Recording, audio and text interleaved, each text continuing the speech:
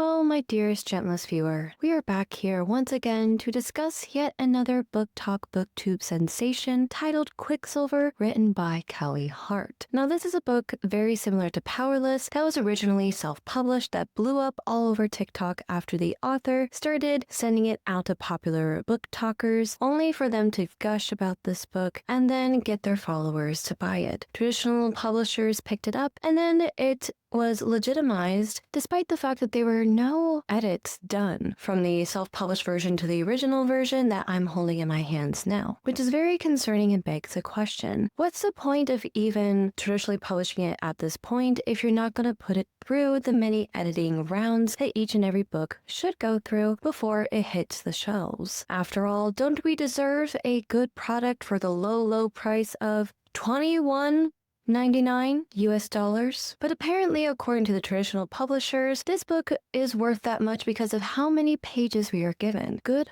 Lord, is this woman Charles Dickens? Is she getting paid by the word? What is going on here? Point, I am not sure who is truly to blame. Is it the publishers who push this out into the public after ignoring the edits that were generally needed? Was it the editors for not giving her proper feedback? Or was it the author who wrote this book in the first place? Keep in mind, this is a woman that has written over 40 romance books, so she is not a brand new author. This is her debut romantasy novel, yes, but she has written before, which goes to show that maybe, just maybe, she should have stayed in her lane. And that's what we're going to be talking about today. For those of you who are brand new here, hi, my name is Maddie K. This is my big chair, and I read Quicksilver by Callie Hart, so you don't have to. You're welcome, by the way. And before we get started, don't forget to leave a like down below, subscribe if you haven't done so already, and don't forget to leave a comment down below and an answer to today's question. What is your opinion on romantasy that deals with fae? I'll go first. I have not yet done a vlog on ACOTAR yet. Believe me, that is on my to-do list, so do not worry, that is coming up relatively soon. But I do have to say that in regards to fae, after reading books like this one, like ACOTAR, like Cruel Prince, I have realized that fae stories are just not my cup of tea. I don't like the coercion. I don't like the usage of date rape drugs in order to make their mates more compliant to their general needs. I don't like the whole, oh, he's so big, in regards to certain body parts on the male fae. And also, I feel like it really delves into these really interesting power dynamics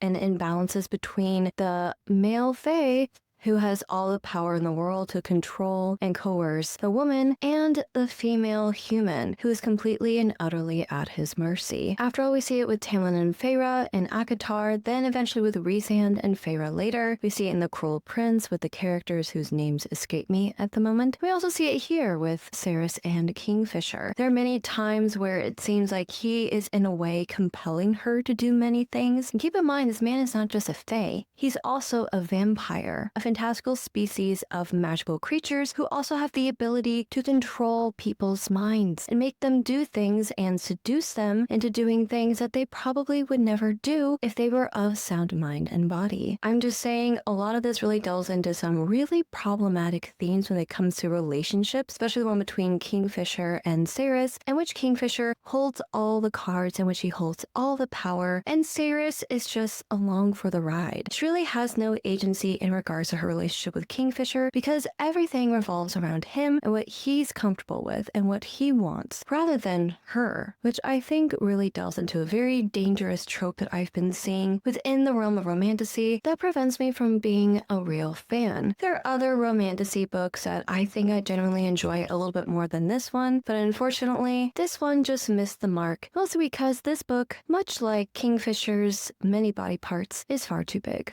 for my liking. And I don't care what you say, Disney, but size does matter. So yes, let me know down below what you think of fae romantasy. Also, this video falls under the series that I like to call One Star Book Club, in which we talk about popular books and whether or not they are worth the hype. Also, special shout out to my members of my One Star Book Club, Ted Zorsjay, K.A. Pendrake, as well as Taco Johnson. I appreciate you all so much. Thank you so much for helping me keep the lights on. And if you're interested in becoming more involved with my channel, make sure to check out my membership page on my profile. Also, I do want to mention mention for those of you who are new here that this is a spoiler channel. So if you do not want to be spoiled, I would invite you to sign off from this video and come back when you do finish the book. Otherwise, feel free to stay along for the ride. Also, trigger warnings for emotional, physical abuse, violence and gore, very graphic sex and smut scenes. There's just a lot of that in here. Mentioning of taking advantage of someone for multiple years or multiple times in a non-consensual way, and also the graphic detailing of the death of a loved one, and just in general, just graphic death, gore, blood. You get the idea. Without further ado, let's get into it. First off, today we are going to discuss the plot of the story. Now, I do want to mention that I was listening to this book audibly, and I do want to say the narrators of the audiobook did a fantastic job. I would recommend, if you are even considering picking up this book for yourself, it is a very long, hefty read, and the audiobook does actually improve upon the story a whole lot because the voice actors did a fantastic job. Fun fact, the narrator for Kingfisher, who's depicted here on the cover, the same voice actor for him was also the same voice actor who voiced Rhysand in the ACOTAR series. So if you're a fan of ACOTAR and you want to continue to support that audiobook narrator, I would definitely suggest checking out this audiobook. I will also say that there were some times when there was like an overlap of voices, and whereas that could be a bit of a sensory overload for some people, they actually did that relatively well. So I do want to give the narrators of this audiobook all the flowers in the world. I think they did an excellent job, the best that they could with portraying these characters, considering what they were given. Now let's get into the summary. What is this book about? What is Quicksilver by Callie Hart all about? Now we open up the book to meet our FMC, our female main character, Ceres, who, of course, like many other female protagonists and remain to see before her, is a poor thief who is caught stealing by a guard. Very similar to Peyton in Powerless, very similar to Mare Barrow and Red Queen, hint hint, and also portrayed in this book in a very similar way. I do have to say, the lack of ingenuity when it comes to this specific trope in romantasy is starting to really grate on me, because what do you mean you are a poor person stealing from other poor people? It doesn't really make any sense, especially in context with the way that this world is constructed, in the world that Callie Hart has created for us. I believe there are many other avenues that she could have taken Ceres and make her even more, I suppose you could say, useful to her community, even more resourceful, and make us really root for her as a character, because being a thief in stories like this is a trope that we have seen before. It's just feeling like we're beating the dead horse again and again, and I'm honestly begging for any future romantasy people out there, please, for the love of God, come up with something more interesting. I'll get into what I think Ceres should have been doing this entire time instead of petty thievery, but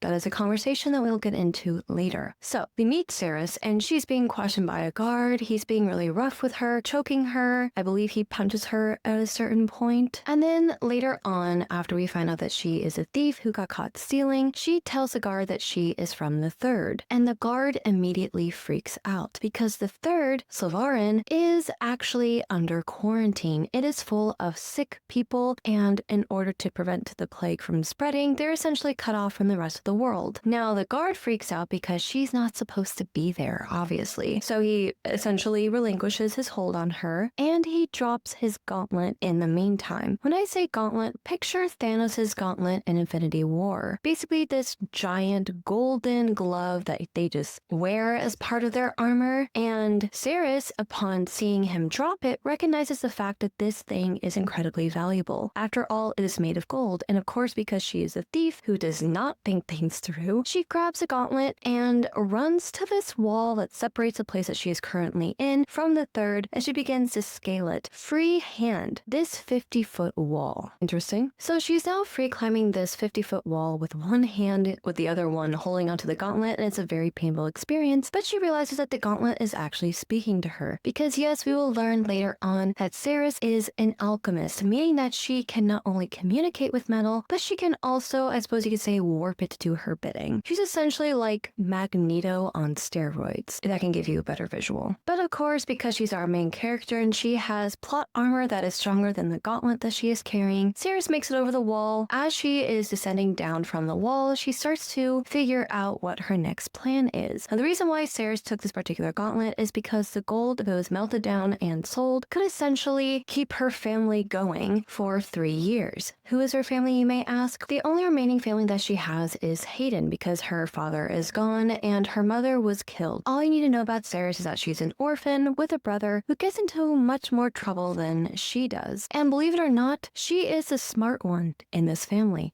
despite the fact that she just stole a piece of armor belonging to the Queen's guard. The Queen named Madra. Now, Madra is 1,000 years old, but she's human, and no one in the kingdom ever questions how a human is physically able to not only stay alive for 1,000 years, but maintain her beauty and her youth for that time. We're not going to question it, really, not even a little bit.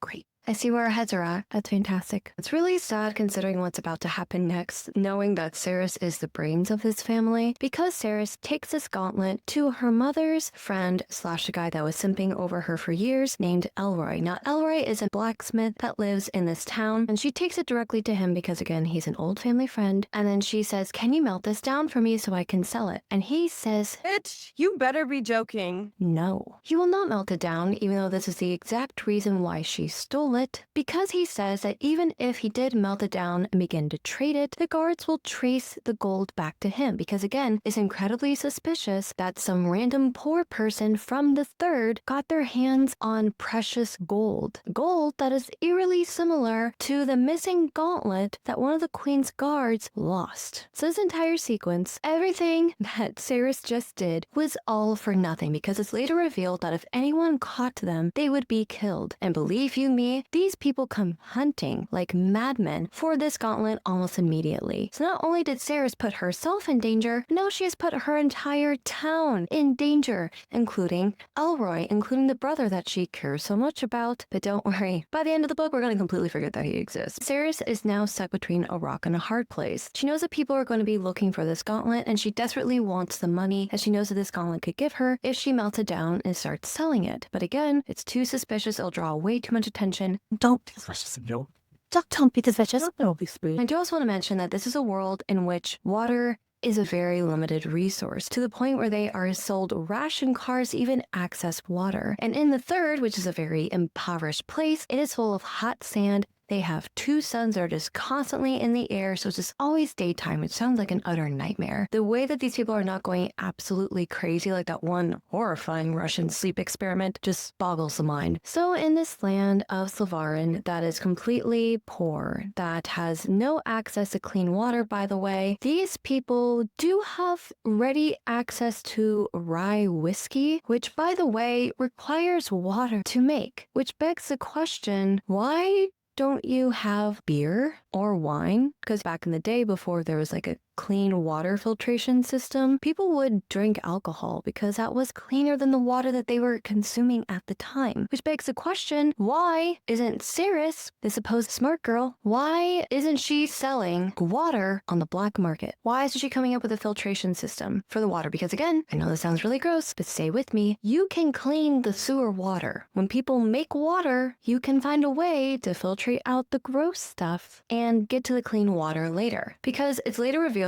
in the story that the water that the Queen allows them to have is basically sewer water, which is disgusting. Don't get me wrong. But all I'm saying is find a way to capture the gross water and filter it through multiple filtering systems, and then the solids that are caught in the grate, you use them as manure to create a garden. Because, believe it or not, folks, manure, as I have unfortunately learned, living in the Midwest and keeping my windows open sometimes, that manure is a great fertilizer for plants, for food. But come on, you're telling me that none of these poor people have thought to create their own water filtering system to sell on the black market? So that way they don't even contribute to the economy, to the ration cars that they pay for water? I'm just saying, it makes absolutely no sense. Not to mention that the whiskey that they are drinking at the bar dehydrates you even more. So these people are going to the bar and drinking whiskey that is somehow made with water that they apparently don't have, but that's fine. They're not passing out from dehydration. What do you mean?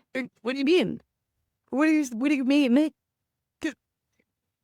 You're telling me these people are completely and utterly reliant on a government that is poisoning them with sewer water, and none of them are smart enough to think of their own system? There is no research or thinking that went into this book at all, and this just proves it to me. The water issue is so strange to me, and it never stops confuddling the mind because it makes absolutely no sense how this author treats this water shortage at all. So again, going back to the original plot. So Saris is trying to look for her brother Hayden, who is an incessant gambler who is also an addict, and he just does not know when to quit. She has a very sneaking suspicion as to where she can find him, and find him she does. But when Saris does indeed find her brother, he is all beaten up and bleeding out, but not in a mortally wounded sort of way, just kind of a he broke his nose and busted his lip open kind of way. He's bleeding on the road in the sand outside of this bar, and she realizes that he started gambling with the notorious Carrion Swift, a notorious gambler that she has slept with once and has regretted, even though the sex was very good. So Saris is all fired up, and she goes into the bar to confront Carrion, yell at him for messing with her brother. Now, the reason why she is mostly upset is because in the past, when Carrion and Saris hooked up for the very first time, she made him promise to her that he would never gamble with her brother because she knew that he was an addict and Carrion is known to be a bit of a cheat. So she doesn't want her brother to get in trouble and to basically lose everything that he has, like the clothes off his back, because again, they basically have nothing, and there's nothing for them to lose other than their bodies and or clothes off their back. So she's telling him, please do not gamble with my brother. And then what does he do? He breaks her promise and gambles with her brother. So now she's really pissed, and she approaches her situationship, who's also a bit of a scallywag, and he's sitting there with his little lackeys, like his little sidekicks, so to speak, and they're all taking the piss out on her. They're just making fun of her and her brother, and he's making these salacious innuendo sort of jokes, basically calling back to the last time that they were intimate together. Typical gross man fashion. Carrion is like, I like it when you're angry. You know, it really gets me going, seeing you all fired up like this. And it's really gross interaction. I'm sure you can imagine a woman is trying to have a serious conversation with a man, and man sexually objectifies her and just basically dismisses what she's saying. Because again, in these books, men don't take women seriously because we're just simple little creatures who are only useful when we're in their beds. And they only really pay attention to women when they are inside of them. So this conversation is not going anywhere. And Sarah just really wants the scarf back that her brother basically lost in this little gambling thing, because they need the scarves to act as like a mask to cover up their mouths so they're not breathing in the dust constantly, or as Callie Hart likes to call them, dust particles. Yeah, that is repeated several times throughout the story. It's always dust particles, century years, etc. It's a very interesting writing style, to say the least. And then when she finally gives up on reasoning with Carrion Swift to get the scarf back, she goes outside of the bar and realizes with horror that Hayden is gone, and so is a bag that had the gauntlet inside of it. Let's take a moment to pause and consider this for a minute. You, Saris, the smart one in your family who knows that your brother is a gambling addict, left a very expensive and valuable and dangerous piece of armor that is made out of gold to the person who's a gambling addict. And then you act shocked and surprised when he opens up the bag, decides to try to go gamble it away, and runs away with it. Congratulations. You have invented a new kind of stupid, a damage you can never undo kind of stupid.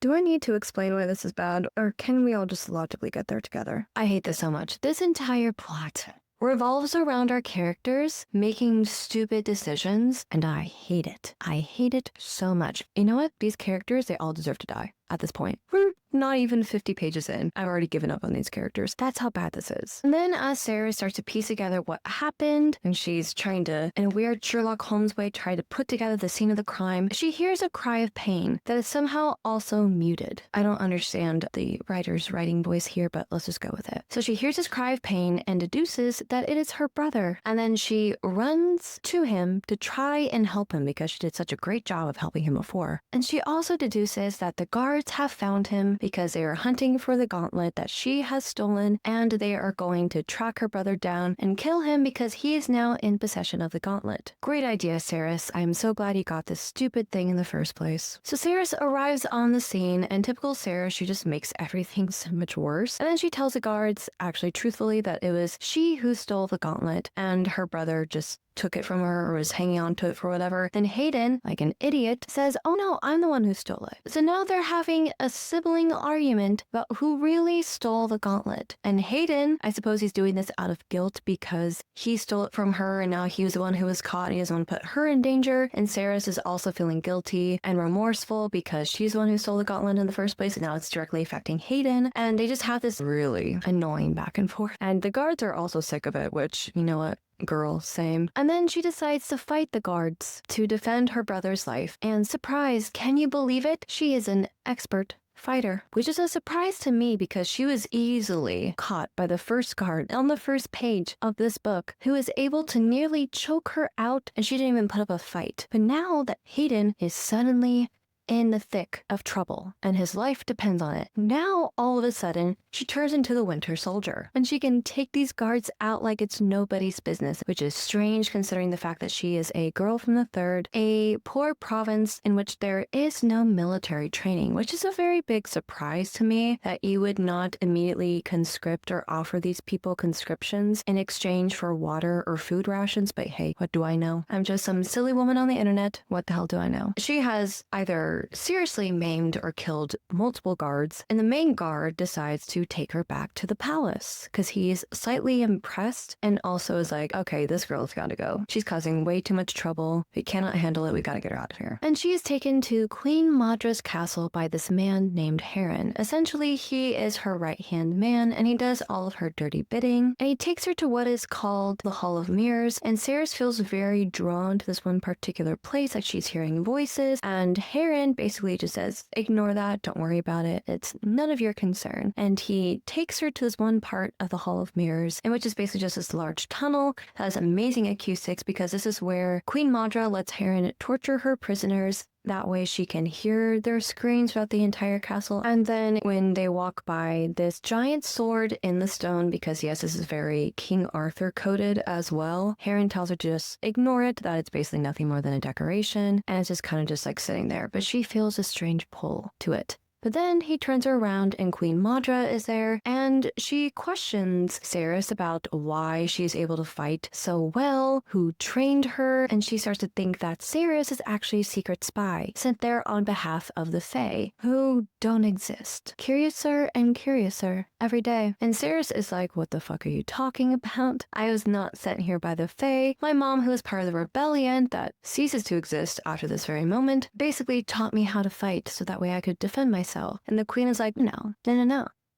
You are a spy of the Fae. And since you are now my prisoner, I am going to torture you and then kill you. And again, Queen Maudra gets off on the screams of her prisoners. So now Heron basically has to make Saris make music for Queen Maudra. Also, trigger warning for torture scene at this time. She is leaving. The queen says she is going to kill everyone in the third, including her brother and Elroy. And Saris is freaking out because she realizes that it's her fault that her entire town, her people that she loves so much, and her brother are not going to die because of her. And this was when I just started laughing because I'm like, what did you expect to happen? Come on, honey. You're telling me that you don't have two brain cells to rub together to realize why taking that gauntlet was such a bad idea? I can't feel sorry for her in this moment. It's like actions meet consequences. You knew that this was a dumb idea and yet you still went for it and now everyone you know is going to die. Which, spoiler alert, this was an empty threat. No one in her community dies, according to Carrion Swift, who tells her this later on in the story, by the way. And actually, Hayden has a job and Elroy's doing just fine. And actually, her community is thriving after she left. That has got to be a huge gut punch, knowing that your hometown is better off without you in it. That's harsh. Then the queen leaves Heron and he starts torturing her. He basically starts stabbing her with these knives. And Saris, who was an excellent fighter like 5 minutes ago, all of a sudden just can't figure out how to hold a knife and defend herself. Apparently, Saris's fighting abilities are like a switch that you flip on and off. One moment she is freaking Jackie Chan, who can take out 15 people at once. The next minute she's this poor, simpering peasant girl who doesn't know what a knife is and doesn't know how to hold it. What is happening here? Why why are you suddenly so bad at fighting? So Heron starts torturing her until Sarah starts to hear this voice in her head that's coming from the metal. Because like we mentioned before, she heard voices coming out of the gauntlet, and now she hears voices coming out of his metal steel blade. And then as Heron is about to go in for the killing blow, Ceres tells the metal blade that's currently in her stomach to kill Heron. And the metal melts and starts climbing up towards him like these metallic rivers and start consuming his leg and crawling further up him and start consuming the rest of him. Which,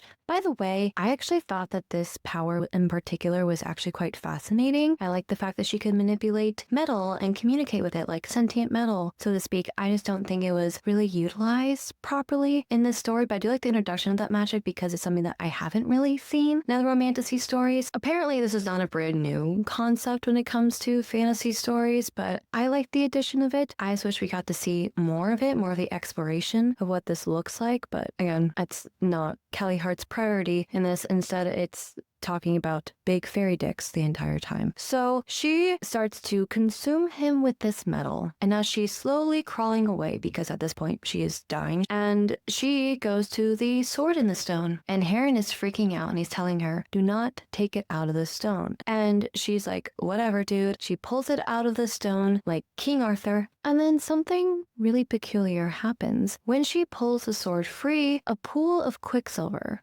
basically like mercury, the thing that's coming out in this guy's eye, it starts creating this pool at her feet, like this giant puddle, and she collapses on the edge of it, and then something comes out of the pool, this dark, mysterious figure, and Ceres equates this figure to death, thinking that death has come to claim her soul once and for all. And this man who has long black hair, who's wearing black armor, who has black tattoos all over his body, he takes off a pendant that he is wearing around his neck and puts it over her, this sort of like protection spell sort of thing. And this man, as we will later learn, is a man called Kingfisher, and he is basically the prince to the Fae, to the royal Fae family. And she has finally called him forth after over 100 years of waiting for someone to release him. And Ceres has awakened the Quicksilver, which is also kind of sort of nestled in his eye. So they use these Quicksilver portals to be able to travel between dimensions. And now that she has awakened it, she has now become one of the most important people in the history of the world, because of course she is. And Heron starts losing his mind and starts babbling about obsidian, climbing up the walls, whatever. And Kingfisher kills Heron, or so we think, because for some reason, Heron doesn't stay dead. Why do we resurrect random characters in this story? Well, similar to Fourth Wing, just because. There's no rhyme or reason to it, just because Callie Hart doesn't have the heart to come up with brand new villains, and we just have to keep recycling the old ones. And then after killing Heron, Kingfisher grabs Ceres and takes her through the portal. And essentially the pendant is there to kind of protect her against the portal and allow her to pass safely through it to the other side, because apparently it's too strong for any mortal to pass through. And so when Ceres finally comes to, because again she's passed out from all the loss of blood, she wakes up in this luxurious castle, which she soon realizes is this grandiose palace nestled in the heart of the Fae kingdom. Because yes, actually Fae are real, they do exist, they are still alive, and now she is their guest. And Everlane, who's essentially the princess, is the one who has been assigned the task of taking care of the brand new guest. And take care of her she does. Think of Alice from Twilight, someone who is so insistent upon our main character wearing dresses, even though she's not like other girls. She likes wearing pants because it's easy for her to move around in, and she can hide knives in them because, of course, she's a thief. Even though we never see her use knives until suddenly she needs them for whatever reason, because convenience. And then she dresses up Ceres in these amazing dresses that I would personally kill for. Every time we have a character who's like, I don't like dresses, I'm like, bitch, shut up. Shut up. Easy access. Why are you complaining? Like, why is it that in all of these books, femininity is treated like a weakness? And this is supposed to be girl empowerment books, and yet any source of femininity when it comes to like color pink or wearing dresses or liking getting her hair done and looking pretty is treated as a weakness, whereas liking knives and swords and other phallic objects and delving into those strong masculine roles is seen as strength, whereas anything that is related to womanhood is seen as bad. The patriarchy at work, ladies and gentlemen. Just for once, I would love for a female main character to just be be really into pink. Not even just pink, just like flowers or dresses or anything that was remotely related to femininity, because I think that would be like a breath of fresh air. Who's to say that you can like the color pink and not turn around and kick ass? Come on, you guys. Legally Blonde, Barbie, very empowering women who like pink. So stop being a pick-me and pick pink. So now Ceres is getting dressed up and dolled up in this little montage like Shadow and Bone, where she is taken to the castle and they give her a bath and give her all these nice clothes. And apparently the bath is so gross. There is dirt floating on the surface, like an entire layer of dirt after they give her a bath. Because remember, folks, she's from the third, and they are rationing water, which also means that they don't shower. So all these people must smell so bad all the time. I can only imagine. Ceres is getting pampered by Everlane, and then Everlane notices that she is wearing the pendant that Kingfisher,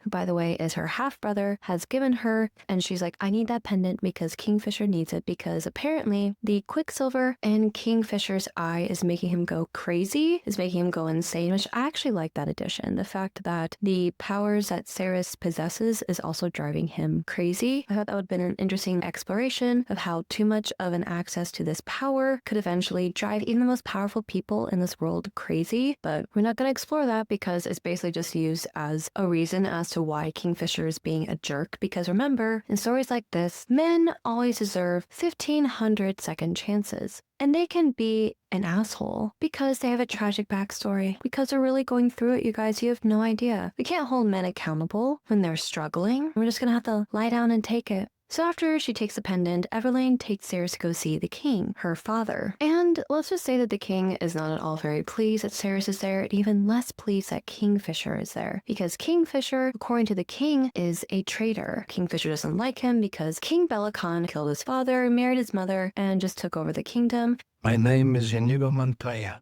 You killed my father. Prepare to die. But Kingfisher is beloved by his people. They all adore him because apparently he did so many good things during the war. Things that we never get to see. They're just told about them, which is always really fun. So Kingfisher is brought before the court and he's foaming at the mouth. He is just going insane because he was left too long to deal with the Quicksilver in his head and not long enough with the pendant, which he did give to Ceres, because he recognizes her as a person who released him from the Quicksilver portal pool, and he recognizes the fact that she is what's called an alchemist. Again, someone who can manipulate and communicate with metal. And she is the only alchemist that they have who's going to be incredibly helpful in helping them defeat Malcolm, the king of the vampires, the king who is trying to take over the entire multiverse. Because yes, in a way, these portals lead to other worlds, portals that have now been closed off, and the Quicksilver has not been awakened in so long. Now that they have an alchemist, they can now open up the portals and let their family who's trapped in these other worlds come back. And it's very clear here in his interaction with the king and the entire Fae court that everyone has a very conflicted emotion regarding Kingfisher. They either love him, or they're afraid of him, or they just kind of feel indifferent towards him. And then one woman in the Fae court, an older woman, she says that they should take pity on Kingfisher and let him live.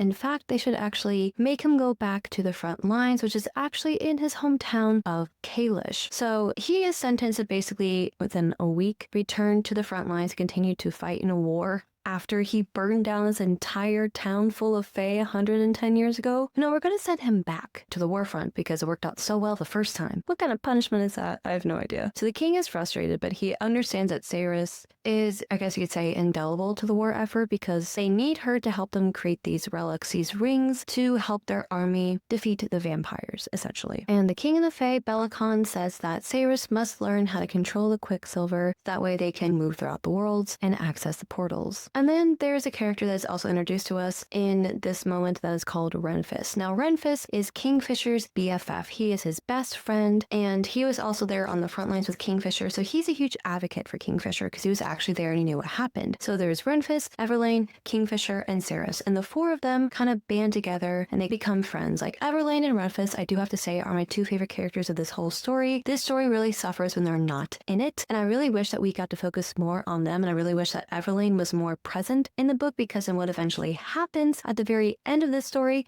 would have had more of an impact, but it doesn't, because in the next few chapters, Verlaine immediately becomes irrelevant. I feel like we could have done so much more with this character, but no, we're stuck with Ceres and Kingfisher for the vast majority of this book, and it feels like this is karmic retribution for something terrible that I did in a past life. So then, as they leave the court, Everlane realizes that even though she gave Renfis a pendant to put over her brother's neck, he doesn't actually have it on. And that's why Kingfisher is acting so insane, so she decides to put the pendant around his neck. So now Kingfisher is coming to his senses, and then of course is when Ceres realizes how beautiful he is. And she's already so attracted to him, even though he's very terrifying. She realizes that he's not actually deaf, he's just a really powerful fae. And also, like, I do want to mention something that's actually really funny about this cover.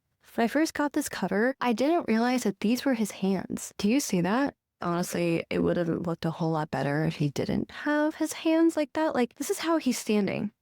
As a super macho, super cool person. That's intimidating. He looks like he's about to sing his own cover of Sound of Silence. And also, these are butterflies here on this cover because he starts calling her Osha, which, according to the Fae language, means butterfly and super precious and sacred, even though she thinks that it means little ass for whatever reason. This is also his super important sword on his back that we're not really going to talk about until too much later. But yeah, that's what Kingfisher looks like. He doesn't really look that intimidating or attractive to me. Maybe that's just my weird outlook on it, but he just looks like who is he? Oh, he looks like Colin Bridgerton. Guys, doesn't he look like Colin Bridgerton? Oh, no wonder I'm not attracted to I hate that character. Oh, this makes so much more sense. Guys, we are unpacking this in real time. Oh god. I'm gonna get back to the story, I promise. And so after this weird court interaction between her and the Fae King and Fisher and everyone, she is taking on a little tour, and apparently this is taking place in the kingdom of Ilvia. I believe that's how it's called. Oh yeah, I do want to mention that on the inside of the book they do have a pronunciation guide for the character names, which I find to be rather helpful. I do like it when they include that in the story, especially with a fantasy story. So I do want to say a weird part here is that we are only given a map of the Fae kingdoms, but we aren't given one for the mortal kingdom. So essentially, they're in Evalia and they're at the Winter Palace. They go from Evalia right here over to Kalish, and that's where the front lines are. So I don't know if this is just a weird representation of it, but the front lines is super close to the king's palace. Not sure for how much longer they're going to be able to hold off the vampires from them, but regardless. So I do also want to mention that the Winter Palace is constantly in winter, very similar to like Chronicles of Narnia, in which it's just a perpetual winter and it's very cold there. And the Fae don't really feel it because, again, they're immortal beings and nothing really affects them the same way that affects the humans. And Ceres is freezing her ass off because, again, she has never seen snow before. She's never seen so much water. She actually cried when she took a bath because she felt so guilty that she was just misusing this water in this way. And now she sees all this snow and she's like, wow, precipitation, never heard of it. And then Everlane's super surprised that she's never seen snow before. I'm like, do you not know where this girl is from? It's also on this tour that she's informed that she is an alchemist because she can communicate with metal and also bend it to do her will. And she also learns about this sword that she pulled out of the stone, which is called Solace. And Solace is a very famous sword in the Fae community, and now that she's pulled it out, it's a very big deal. And it's also revealed that she may be part Fae, because otherwise why would she have these powers as a human? We'll get more into her origin story later. And all Ceres can think about while she's going on this tour is what is going to become of her people. Remember that Madra threatened to kill everyone in the third, including her brother, and she's scared that he's going to be conscripted into the war. But remember, everyone's going to be just fine. It was just an empty threat for whatever reason. The stakes have never been lower in this book than right now. Also, I do want to mention that as we're going on this tour, Kingfisher is also there, and he reveals a bit of lore between the Fae and the vampires. Essentially, these Fae and vampires kind of got together and created this hybrid species. And the Fae, even though they're not immortal, they're kind of like the elves of Lord of the Rings, where they're not essentially immortal, but they can live for a very long time. And then there are these other people, they didn't want to ever age, they didn't want to ever die, and so they decided to, I guess you could say, breed or become halflings with these vampires. And there's a vampire king named Malcolm who essentially started turning humans into vampires, but they mostly just became these zombie vampires, like White Walkers, where they're just feeders, where they only really care about blood, not a thought in their head other than to just drink blood. And Malcolm is the king of the vampires, Bellicon is the king of the Fae, and there are some of them who are vampires and some of them who are just Fae. So Kingfisher, just to make this a little bit more special than Rhysand from Akatar, is not only a Fae, he's also a vampire, meaning that he's immortal and will never age unless he's killed whatever way vampires are allowed to be killed in this world. And like I mentioned before, they don't need to drink blood from humans or each other in order to survive, but it is a pleasurable experience for them, and it also leans in to a euphoric experience when it comes to smutty scenes. But essentially what happens is when they are being intimate with their partner, if they are drinking their blood, the males, because again they're called males in this book, I'm not just saying that to be weird, the males, when they drink blood from their partner, their downstairs friend gets harder, the hardest that it can ever get, and their partner, female partner I'm presuming, goes through this euphoric experience. And again, I'm saying this as this heteronormative stereotype because it's insinuated that a man and a woman can feel this together. Again, I don't think we have any gay characters in this story, so I'm not sure if the males can feel this with other males or females can feel this with other females. It's just insinuated that it's between a man and a woman. And here's the thing, even though it's very heteronormative, even though it doesn't leave a lot of room to be desired when it comes with same-sex couples, I actually found this to be rather interesting, not the dick hardening part, but the part where the partner feels like this bit of euphoria, like they're high or on drugs. So I feel like that's something in vampire lore that we really miss out on in regards to stories like Twilight. The underlying part of all of this is that it's like an addiction, right? It's like an allegory for addiction, where the vampires get off on it because it's like their lifeline, they need to survive on this, and then the people who are the victims of vampire bites have this drug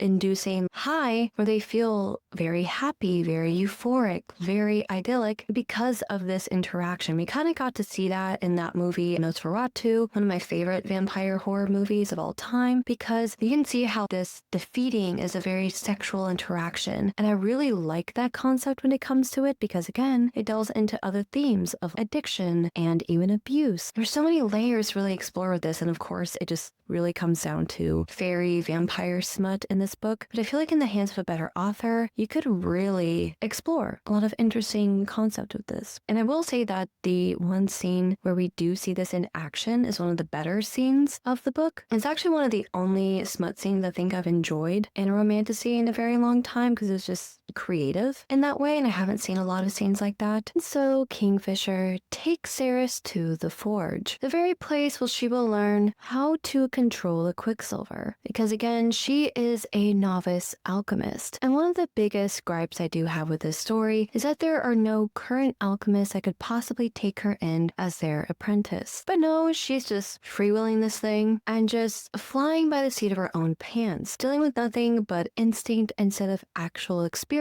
and tried and true science. And then this is when we learn that the Quicksilver is a portal to other worlds, hence the multiverse insertion here. And this is when we also learn why Kingfisher actually brought her back, because again, he could have just left her for dead. There is no reason why he had to bring her back, or was there? And the initial argument that Kingfisher gives to Ceres is the fact that he brought her back as a bargaining chip for his own people, because he needed a reason for the Fae to need him. He brought the alchemist back that could actually help them in the war, so therefore they couldn't just outright kill him. So in a way, he's using her as a pawn in his own game. A game that she does not even know the rules to, because again, she's just thrown into this world like a fish out of water. But as we will later learn, this is not the sole reason why he brought her back, which makes this book entirely crippled by the miscommunication trope, the worst trope to ever befall any romantasy story, in which the men in the stories hold all the cards and the women are at their mercy, right where the men need them. But don't forget, dearest viewer, this is also supposed to be a story about empowering women and how women are so strong until they meet a man and then all their autonomy goes out the window. Also, I do want to mention here that, as you may have surmised from the cover, Kingfisher is our shadow daddy of this book. And many of you may be wondering, well, Maddie, what are his limitations to his powers? What exactly do his powers entail? Are they fully shadow? Do they include teleportation? Maybe slight material manipulation? Dearest gentlest viewer, his powers basically boil down to whatever the hell is convenient to the plot. Whatever the hell is convenient for what Callie Hart wants to do in her story, to advance it further and not even think about the fact that her world building has absolutely no limitations. Kingfisher is basically just a dark and brooding edgelord who basically just makes shadows do whatever the hell he wants them to, much like Raven in Teen Titans. But at least her powers have a certain given parameters. At least we know the full limitations of what Raven is allowed to do. Whereas in this story, very similar to Xaden in Fourth Wing, his powers are basically limitless, which lowers the stakes so much that the reader knows that no matter what, he's always going to save the day, and that Kingfisher and by proximity Cirrus are never going to be in real danger. What we experience in this scene is when Kingfisher just waltzes into the forge and it is oh so dirty, and he decides to clean it up. Much like Snow White before him, he decides to do a little whistling while he works, extend his shadow magic out, and clean the entire forge until it's completely and utterly spotless. How does he manage to do this, you may ask? Who knows? He is the easiest solution to Callie Hart's problem. With a snap of his fingers and just a simple thought, every single conflict can just be wiped away, which is emulated in this scene. And honestly, I think it really does offer a disservice to this entire book because you have a man with limitless powers with no parameters to what his magic cannot do, and yet you expect us as the reader to actually be afraid on this character's behalf. Afraid that something terrible might just happen to him. When you've established very early on that he can do whatever the hell he wants. He can change the world around him. He can bend reality and materials to his own will. And yet, you expect us to root him on, to wonder how he will solve the conflict of the story when he is just an easy fix to any and every single problem. I think this does the story a real disservice is because Callie Hart does not actually want to put in the time and the effort to really explore Kingfisher's powers, hence why he is a band-aid upon the gaping wound that is every single problem that every other character will ever face in this story. Is with a snap of his fingers and a stroke of good luck can just magically make all of his problems go away. And that is why I do not take him seriously as a character, because any character who can just make his problems magically go away should therefore not have any problems at all. Why do you expect me to feel bad for him when he is driven mad by the Quicksilver when you have made it perfectly clear that he can literally just wipe all of his problems away?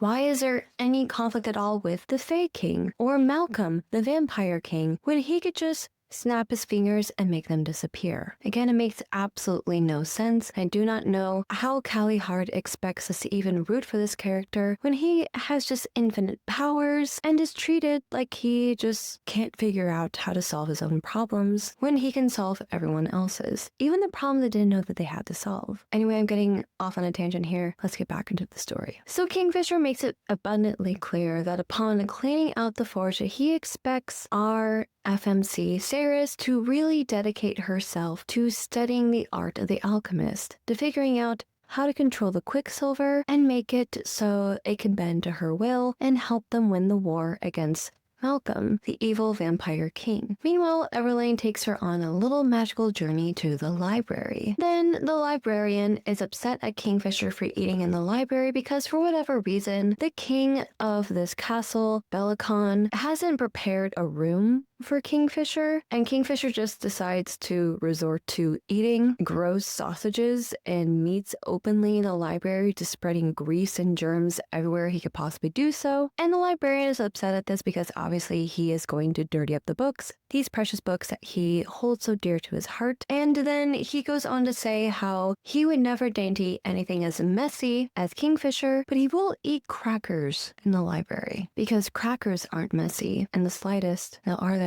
And Runfist is the only person in this entire book who is still defending Kingfisher. And he says that he mostly feels bad for Kingfisher because he was basically in exile and lost in the ether for 110 years. Until, of course, Cirrus released him using the Quicksilver portal. Verlaine is suffering because she cannot stand to watch Kingfisher suffer so. Because again, this guy is such a good person, even though he has this dark streak. Despite the fact that we as a reader have never actually experienced Kingfisher before Cirrus did. So who's to say whether or not he is actually a good person? For all we know, he was always this way, but his sister and also his friend just forgot how much of a grating figure he is and just decided to defend him because that's easier than realizing that Kingfisher was always this way. Maybe the Quicksilver is bringing out a part of him that they just chose to ignore. And of course, very similar to how Colleen Hoover over, excuses the abusive patterns of her own male love interests away, Kingfisher is given all of the second chances in the world. And we should just really sympathize with him because he's been through so many hard things. The only reason why he is angry is because he was imprisoned by himself for 110 years. Even though we later learn that that is not the case. No, he was not alone for 110 years. No, actually, he was just in the hands of a different abuser, so therefore that makes him even more sympathetic. Then when Cerys asks Everlane, how is it possible that Queen Madra, the tyrannical dictator that is ruling over her land, how is she able to live for 1,000 years if she is only human? And Everlane is like, gee whiz, I don't know, huh? What a mystery. What a crazy concept. And the entire time I'm thinking to myself, she's obviously Fae. Because you, Everlane, are 1,500 years old. And Kingfisher is 1,800 years old. By the way, Cerys is 24 years old. And Everlane does mention the fact that she is also very perplexed at the fact that Queen Madra is able to control the Quicksilver, which is the reason why all the portals have been cut off and Fae have been trapped in planets that are not their own for over 100 years, which should be a big indicator that maybe Queen Madra is not who she appears to be. And you would think that someone who's been alive for over 1,500 years would have even a semblance of wisdom to recognize the fact that something is rotten in the state of Denmark. And then we get into this really weird interaction between Kingfisher and Cerys, in which Kingfisher tells her, you can ask me any kind of question that you want. And she's like, how big is your cock?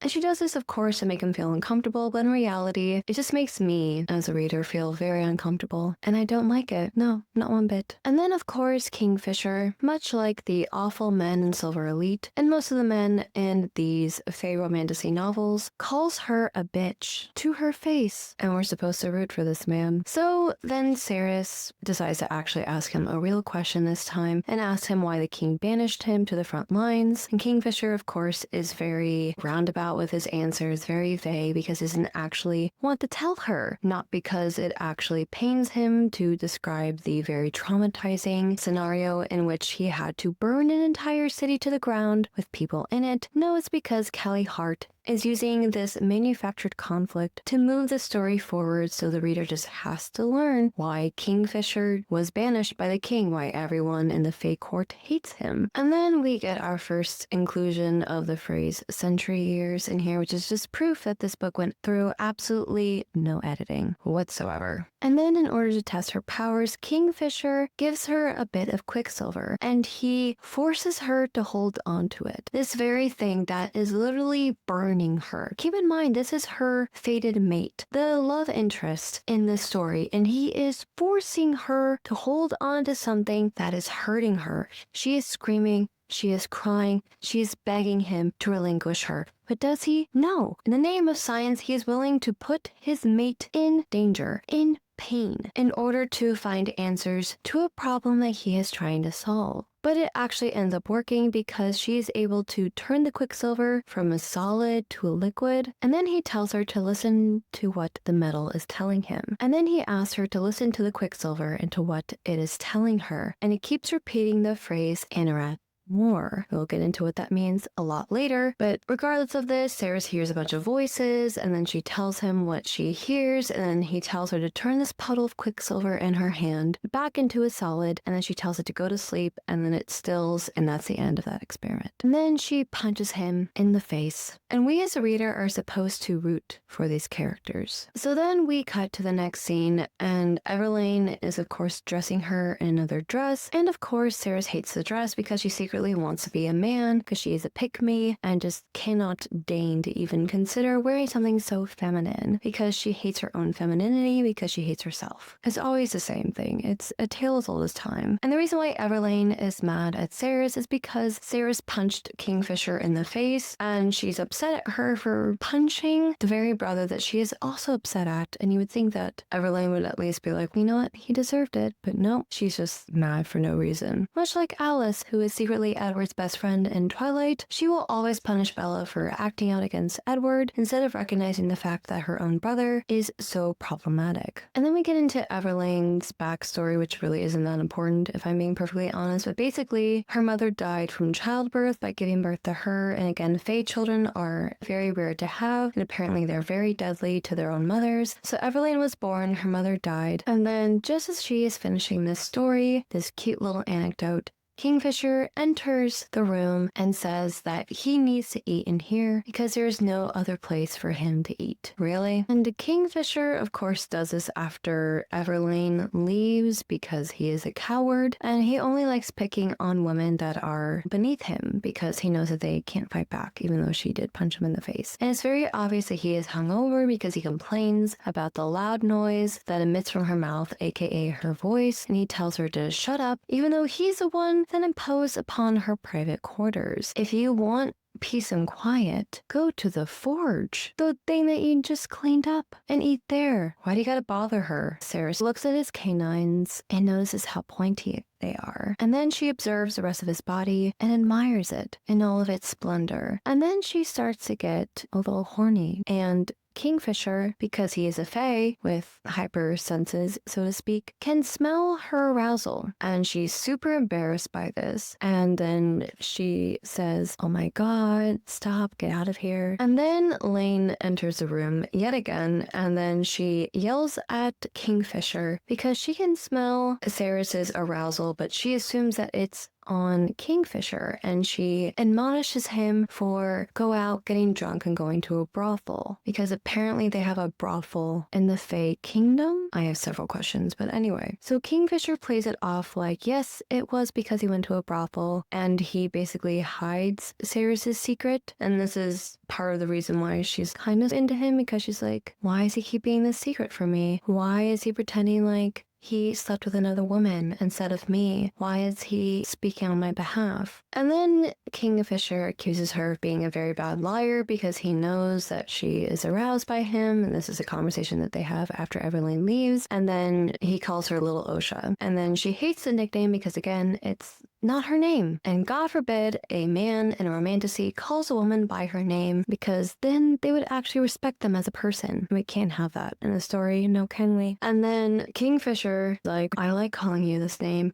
And then she's like, if you can't call me by my name, then call me nothing at all. And he's like, okay, nothing at all. You walked into that one, you idiot. And then later on, she finds him in the forge, and he is studying this bone, and it is revealed that he is trying to make a relic, and he needs to make the Quicksilver move so he can make a relic out of this bone, which never comes into play later on. Again, this is another Chekhov's gun that never goes off. This is something that the author introduces to make it seem so cryptic and awesome, the magic of the Fae, but never really affects the plot, so why even include it in the first place? I don't know. And then while he's working on this relic, a fox appears out of nowhere. A white fluffy fox that Kingfisher tries to kill. And Saris, not because she genuinely cares about human life or any animal life, so to speak, just because Kingfisher hates it, she immediately loves it. She's like, no, we have to protect it, we have to protect it. It's a cute little tiny little animal. And it's a white fluffy fox that she names Onyx, and then she goes to touch this wild animal and it bites her in the arm. And this is where the logistics of this book really get to me. It's very clear to me that this author has a huge continuity issue, because whenever a character gets injured or she is talking about their hand placements, she forgets that a certain hand was on something and therefore it shouldn't be on this other thing. Allow me to set the scene before you. This fox that is now bitten into Sarah's arm, that is now being held up in midair, his jaws still clamped onto her arm, is able to sneeze. And then Kingfisher grabs onto her arm that has the fox biting down upon it, and she doesn't scream out in pain. Almost like the fox isn't actually there. Weird. But then eventually they stop arguing about the fox and he lets her keep it as a pet because of course. And then, using his shadow magic, he changes her clothes. What are the parameters of these powers? Please explain. Please explain to me, because I am so lost. Anyway, so he makes her go through a costume change, and it's now a shirt and pants fitted with knives. He has literally created an entire outfit out of thin air. Literally created knives that did not exist earlier, put them in her pockets, and this man was trapped for 110 years. No, I don't believe it. I don't know why, because this man has no weakness besides Ceres. She is the only weakness that he has besides the Quicksilver in his mind. And that is still thwarted by the pendant that he wears around his neck. It's still very manageable. So how was this man, this Fey male, by the way, trapped when he could make a shadow gate? Oh, that's another thing that he's able to do. He's able to teleport. This man was trapped in a different location for 110 years. A man who could teleport. A man who could manipulate the world around him like fucking Scarlet Witch. And you're telling me that he couldn't escape on his own? I need you to explain this to me in small words that I can understand. Because how? How is that even remotely possible? He can teleport from one location to the other. You're telling me that this guy was waiting for over a century for this random person to open up a portal for him to walk through. A man who could teleport on his own. Oh, and also, he, in this place that he was trapped in for over a century, was a maze, but he couldn't use his powers to manipulate it to find the one thing, the one MacGuffin thing that he needed in order to free himself. But he's able to give his new girlfriend a brand new outfit fitted with knives that came out of nowhere. It makes no sense. Anyway, moving on. So because Kingfisher is super sexy, he takes off his shirt to show off his body to Ceres, and Ceres gets super horned up because he's just so perfect and he has abs for days and rippling pectorals and amazing arms, and you get the idea, you get the picture. And then for whatever reason, she decides to reach out and touch the pendant. I think it's because he asked her to. I don't really fully remember this conversation, to be honest with you, but it doesn't matter at this point. So she goes out to touch the pendant on his very big chest. And then she does this in order to help him, but in reality, the author just manufacturing the scene in order to get them really close together, just up the sexual tension between the two of them. And then he puts her hand to his heart in order for her to feel his calm heartbeat. Because again, Fae have heightened senses, and they are always calm because they are above humans, of course. And then when he puts his hand to her heart, you can hear the intense heartbeat underneath because she's just so attracted to him and just so desperate to be near him and so nervous and so anxious that her heartbeat has increased. And he tells her, "Your heart always beats so fast when I am near you." It's not just her arousal that alerts him to the fact that she is into him, but it's also his heartbeat, because of course. He says that her body betrays her and that she actually does want to fuck him, even if she says with her mouth that she does not consent. He knows deep down inside that she really does actually want to be with him. That's what all predators say. Her mouth said no, but her body said yes. Yeah, because that always holds up in court. And just to prove that he is the predator that we all know that he is, Kingfisher tells her, "If I actually fucked you the way I wanted to, you would die." And she still wants to sleep with him after.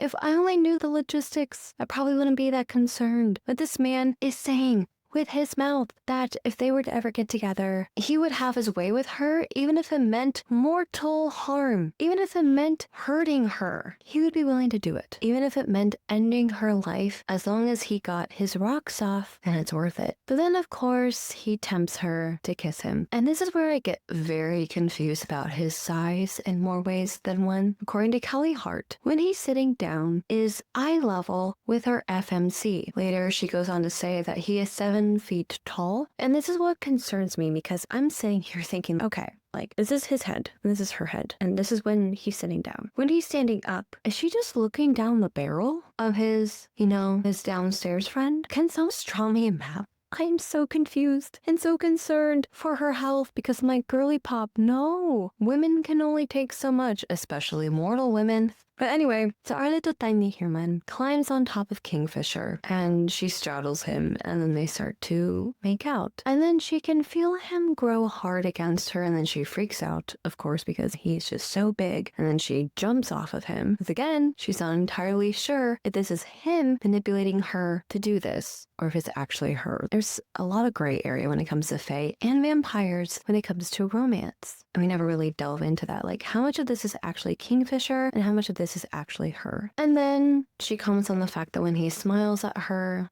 deviously. He has a dimple, and it just melts her heart. This guy doesn't even have to do anything, and she's already this close to just marrying him on the spot. It's so pathetic. And the whole time I'm thinking that while they're doing this, I'm like, you just got bit by a fox. A wild fox. He probably have rabies. Go take care of that, please. Where are your priorities? And even Kingfisher is like, hey, you should probably go get that checked out. And she's like, don't worry about it, babe. I got it. And then somehow Onyx the fox, he just pledges his loyalty immediately to her, pledges allegiance to the flag that is Sarah's, and he just never leaves her side ever since. And I'm like, okay, you know what? I gotta respect it. Dogs, no matter what, are very loyal, even if it is to their detriment. And then Sarah's, because she's in distress, runs to the Quicksilver pools, and the Quicksilver pools call to her and they say, hey, come inside, you know, we're gonna have a fun time. The whole salacious bit. And then the fox leaves the room full of the pools because it's smart, unlike Sarah's, and it can sense that something nefarious is about to happen. And then she tells the Quicksilver pool to wake up officially, not just be a solid anymore, but be a liquid. And then it talks to her yet again. So now it's just not whispering to her, it's talking to her. And then Kingfisher, of course, materializes out of thin air and rescues her before she can plunge herself down into the pools without any protection, because she needs the pendant to protect her from the Quicksilver, because she's a human as opposed to a fae. Or is she? And here's the one thing that I don't understand. So, you know how in fantasy books, they are always like, oh, 7 hells, or oh, gods, or all sins and martyrs. So in this book, they have gods, which they swear by and swear to. But then there's also sinners and martyrs. But we never learn about the martyrs. And we never know which sinners they're talking about. Are you talking about regular human beings? But who are the martyrs that you keep swearing to? She's always saying, oh, gods and martyrs. Oh, gods and sinners. Oh, sinners and martyrs. Who are you talking about? What gods do you swear by? You don't even practice a religion. You don't even talk about the sinners and martyrs ever. Are y'all Catholic? What's going on? I don't get it. It makes absolutely no sense because we don't get any world building aside of the fact that they don't have water and Fae are actually alive instead of dead. And I don't understand this at all. Truth be told, I don't get it. And it turns out that the reason why Kingfisher is chasing after her is because while she was straddling him and kissing him, she stole his ring because she thought that this was a relic that would allow her to pass through the Quicksilver pool so that way she could get back to her family, to the third, and out of the Fae world. But it wouldn't have worked out because apparently the ring on his finger was fake, but it's still a relic, but it's not a powerful enough relic. I don't know. I feel like Callie Hart is making up shit as she goes along. Then he tells her that if she went through the Quicksilver pool, she would have died because, again, the ring was not real and she would never have made it back to her family, even though she so desperately wants to go home. And I want you to remember this because this is not the same tune she sings by the end of the novel. She just completely forgets about the third and her brother by the time that this story ends. And then he decides to make a blood oath with her. That in order to make her, I suppose you could say, more loyal or at least more susceptible to him and what he needs, because again, he needs her as the alchemist to make all these relics to help his own army defeat the vampires.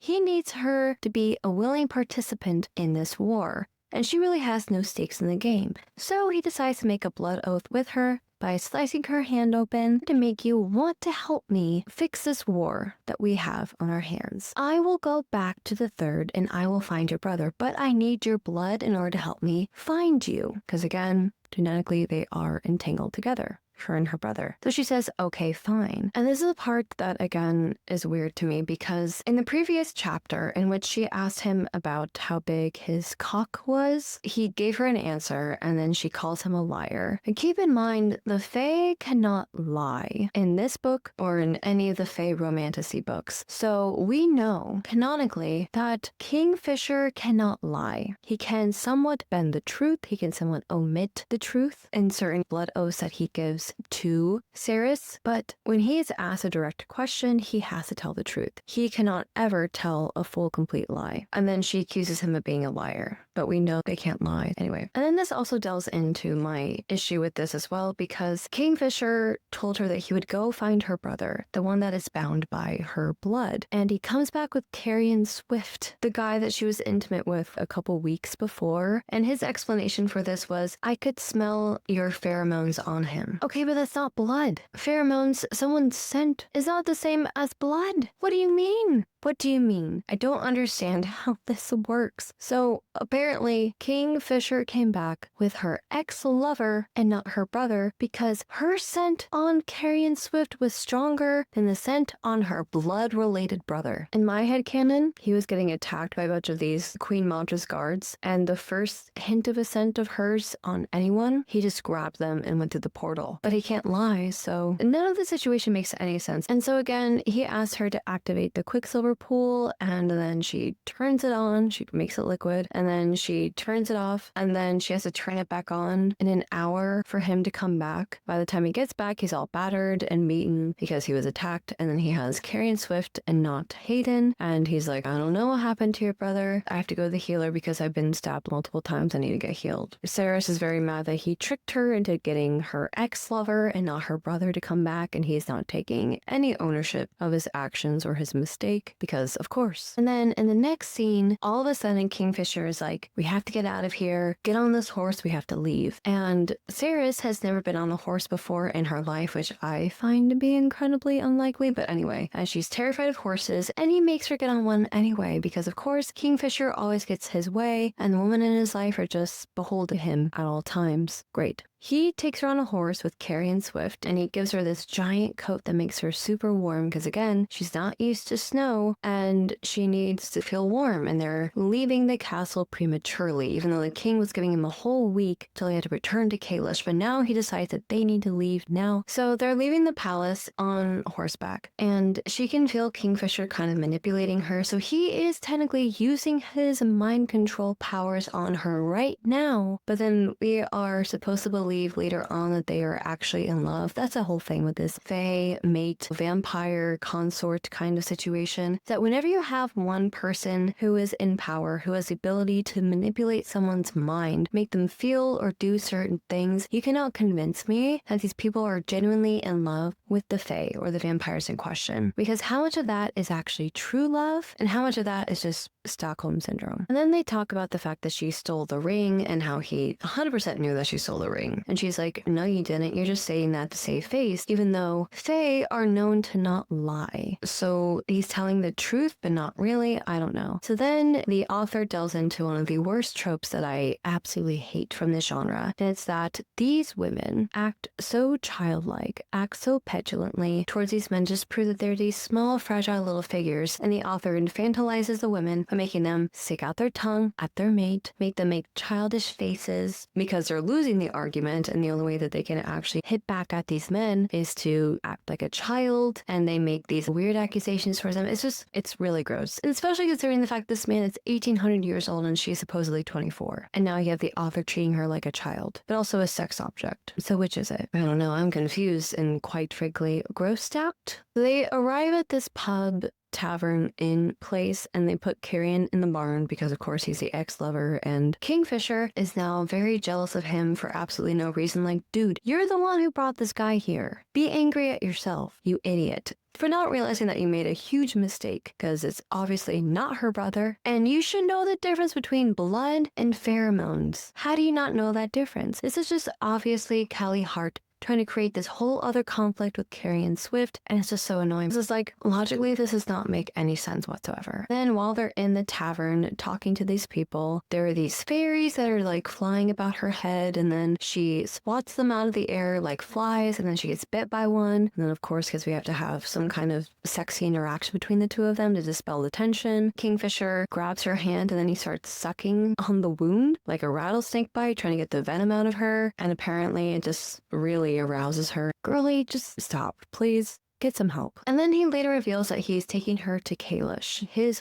hometown, the place where Bellicon killed his father, then basically kidnapped him and his mother and forced her to be his queen. Renfis appears out of absolutely nowhere and yells at Kingfisher for basically abandoning the castle and Everlane. And then when everyone in the pub notices that it's Kingfisher, all of a sudden they are enthralled by him because he's a war hero. Since when? He just burned down a town. But he's a war hero to these people? people, I'm so confused. But Callie Hart, in this effort to prove that he's just not this super dark, super edgelordy incel kind of guy, proves that he's such a good man because all these people regale him with tales of all the amazing things that he has done. And then Kingfisher is embarrassed and he's like, no, I'm not that kind of person anymore. I'm like, he's not. He's a dick. And you trying to convince me that he's a good person, that he is a war hero after he committed an act of genocide is stupid. It's bad storytelling, it's bad character writing, and I do not accept it. Renfis is also mad that he basically stole the king's alchemist, the one key to winning this war, Solus, the sword on his back that you see here, and Kingfisher is just desperate to get away from this crowd that's all lovey-dovey on him, so he creates a shadow portal that allows him to pass from this place to a different place. And someone explain to me what's the difference between a shadow portal and a Quicksilver portal, please? Is it because it's going from one world to the next? Why can't shadow portals do that? It makes no sense. I don't get it.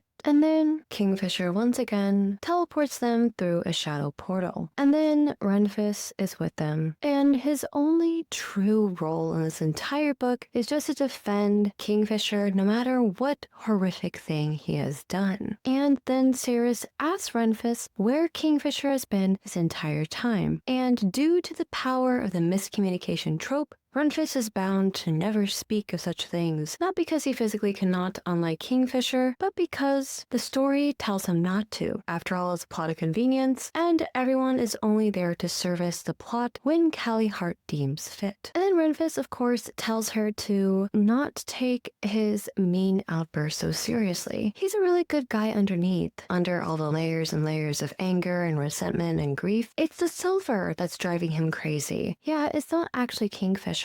No, that's not really him. So she's falling for a different person than who he really is. What happens when the Quicksilver leaves his eye? Will he revert back to the old Kingfisher? Will she still love him if he's not this angry, brooding bad boy? So many questions left unanswered. And then Carrion Swift finally wakes up. And then Ceres, because she is still pretending to be the very concerned older sister, barrages him with a list of questions about the third. And she asks him everything he could possibly ask under the sun, only for Carrion Swift to assure her that Queen Madra has not even deigned to even think about the third at all. In fact, the third is still readily intact. Her brother is perfectly safe, as is Elroy. In fact, the third is thriving. And this is why I think that would have been way better if Ceres was actually someone who aided her community in creating safe drinking water instead of just being a petty thief. Because the entire time she's like, I have to go home. I have to go home. I have to go home and save my people. From what? From you? From Queen Madra? Who are you saving it from? The entire story, Ceres is pretending like she is the one thing standing in between the third's demise and the queen, when in reality, the minute that she is removed from the narrative, her own town is thriving. The queen almost forgets that the third even exists, and her brother's life has actually become better. He's gotten a job. Elroy no longer has to look out for them. Yes, he's still checking on her in the queen's castle, but at least business is still booming. And that's why I really do hate the fact this book lacked any ingenuity when it came to the main character, because if she was actually someone that the community cared about, maybe it would actually matter more if her community just was wiped off the face of the earth. But no, because she's nothing more than a petty thief that causes trouble, her community just continues to exist without her, and no one even seems to notice that she is gone, which is truly devastating when you think about it. And then after they regale these tales to each other, Carrion asks her to tell him everything, and then Kingfisher enters the scene once again to continue to act like the brooding bad boy who's upset that his almost girlfriend used to have sex with someone else. And he's mad at the fact that Carrion Swift used to be in an intimate relationship with Ceres. Then why did you bring him here? Isn't it adorable when men refuse to hold themselves accountable for their own actions and yet blame the woman for being sexually active, despite the fact that they want to have sex with them? It's okay if they want to defile them, but not if other men defile them. Isn't the patriarchy a beautiful and rare thing? And then because Kingfisher is a petty little bitch, He makes sure that Carrion cannot leave the barn because he takes one boot away from him, only to later give Carrion his own set of shoes so he can actually get up and walk around. Makes no sense to me. And then this is when we meet a brand new character named Archer. So Kingfisher brings Sarah to go meet a fire sprite named Archer. And when we are introduced to this character in the audiobook, this is when the tone of the story completely shifted. We went from a dark and dystopian-esque romantasy to a Disney original movie. The character of Archer is essentially the cute little animal sidekick. What do you mean? We have this Disney-like animal sidekick that's just randomly like, oh, Kingfisher, I love him so much. He's the best thing since sliced bread. The bar for men is in hell. The fact that this man can get away with literal genocide and murder, but people keep telling us, no, actually, he's a good person. Where? Where's the evidence of this? I cannot see it. Show us. Don't tell us. I know, crazy concept. That was completely lost on Callie Hart. Now, Sarah has finally decided to get her groove back. She decides to bind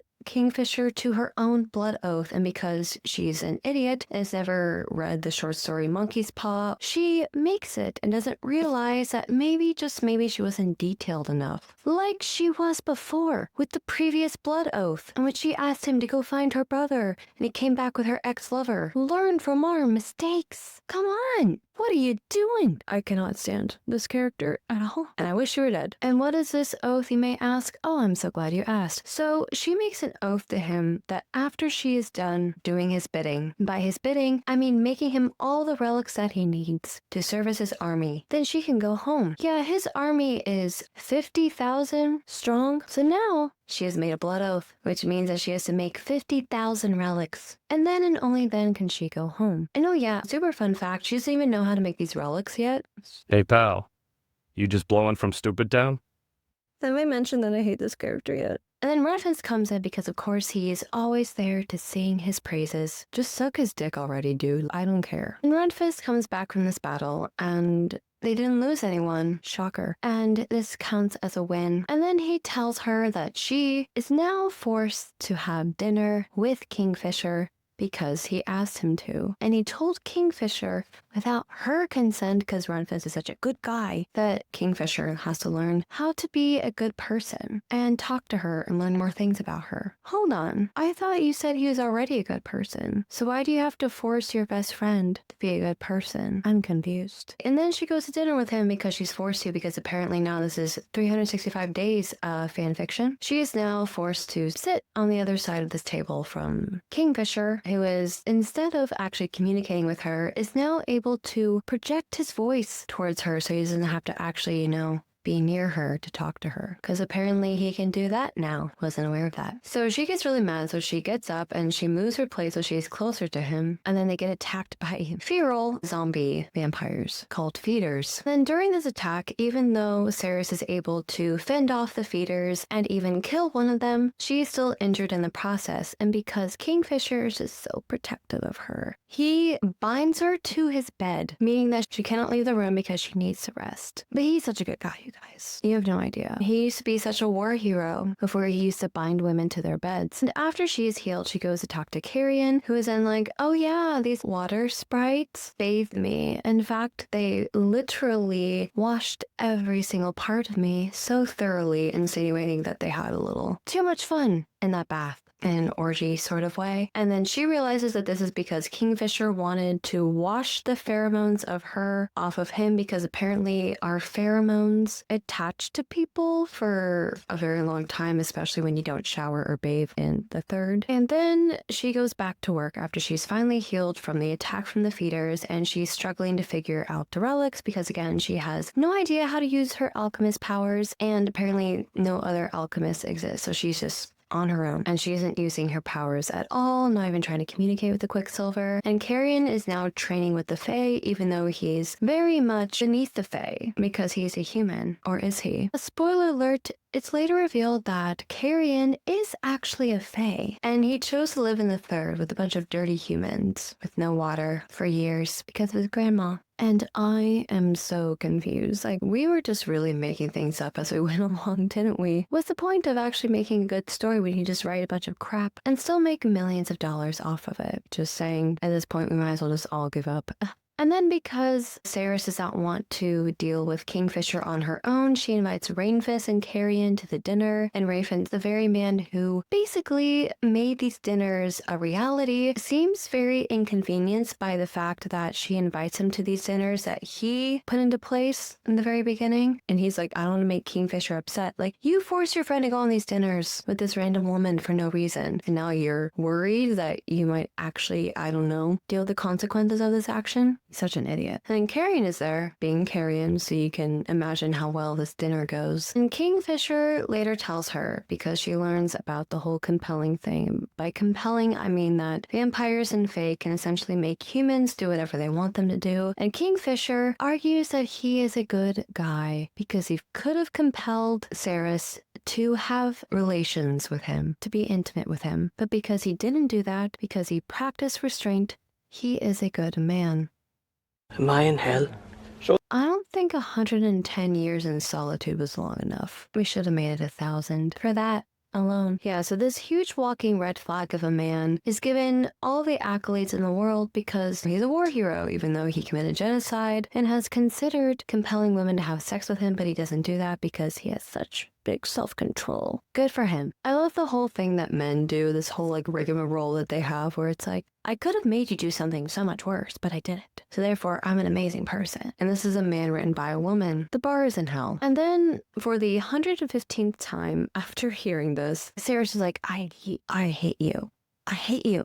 If I hear this bitch say one more time she hates him, I'm gonna scream. Cause no, you don't hate him because you are mates. Gasp. Spoiler alert, yeah, they're mates. They're literally fated to be together forever. So no, you don't hate him because you want to fuck him too badly. But he could kill you if he is intimate with you a little too hard, which, by the way, don't threaten me with a good time. Please kill her. I don't care. If it would only make the story end, it would be so worth it. And that's a common theme. Every time they get into an argument, Saris just screams like a toddler throwing a temper tantrum every time they don't get their way. And then he's just like, okay, whatever. And then they go to the war front. So that was a smooth transition. And then she trains with the Fae. And then they're like, wow, you're really not that bad. Yeah, she's only good when the story needs her to be. And then we have another obligatory dinner scene that does not continue for the rest of the book. It's literally just here in the second act of this story to force these two together. This is just forced proximity in the worst way possible because Kingfisher does not have to actually do any of this. And yet he chooses to torture her by forcing her to be in his presence for over an hour. No worse punishment has ever been doled out to her in her entire life. I'm pretty sure this woman would much rather go back and be dehydrated in her desert-ridden home than ever spend another minute in this man's presence. And then, because the sexual tension between these two is just so high, Kingfisher ends the dinner by kissing her so violently that he pushes her up against the bookshelf and accidentally almost bites her with his vampire canines, drawing blood, by the way, without her even noticing. Why doesn't she notice this, by the way? Oh, because she is so stunned by how big this man is and how much he so desperately wants to kiss her. And when she runs away, she doesn't even notice that he takes some of her skin for a souvenir. Who needs preamble and foreplay? We can just slam her into a bookshelf. And then Carrion is the one who is like, hey, it looks like you're bleeding. What happened? And she puts her fingers to the wound. She's like, oh, there's blood there.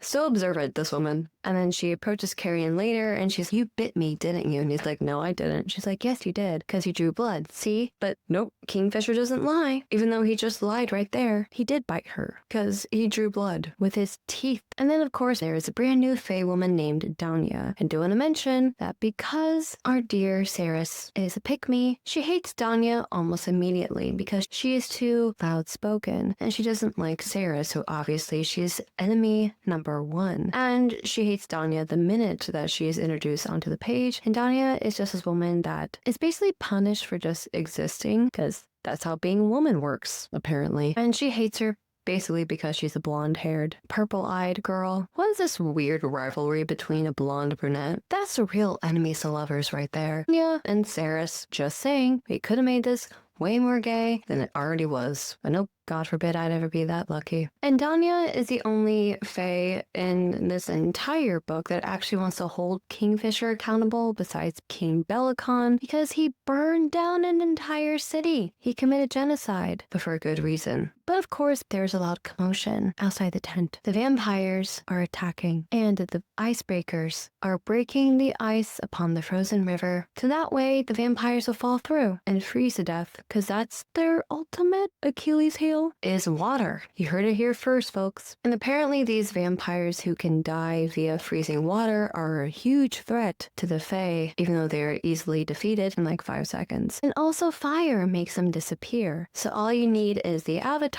and you'd be good to go. Too bad Aang does not exist in this universe. And of course, Kingfisher is there to drag the vampires down further into the icy depths with his shadow magic. And then the Vampire King is also there, the guy named Malcolm, who sees Kingfisher and literally just calls out to him specifically because of course Kingfisher is super special and everyone wants him. And then after this, Kingfisher takes Saris and he drags her to his tent. And then he tells her he's upset with her because she dared to share food with Carrion because apparently he's Joey from Friends and he doesn't like it when she shares her food. And then this is essentially foreplay for them to begin to have sex because every time these two argue, that's just basically them segueing into arguing with their mouths and to arguing with the rest of their bodies in a pleasurable way. And again, I don't get the logistics of how big he is because he goes from being 3 times her size to being 7 feet tall to being manageable to fit inside certain areas of her without killing her. Can someone draw me a map?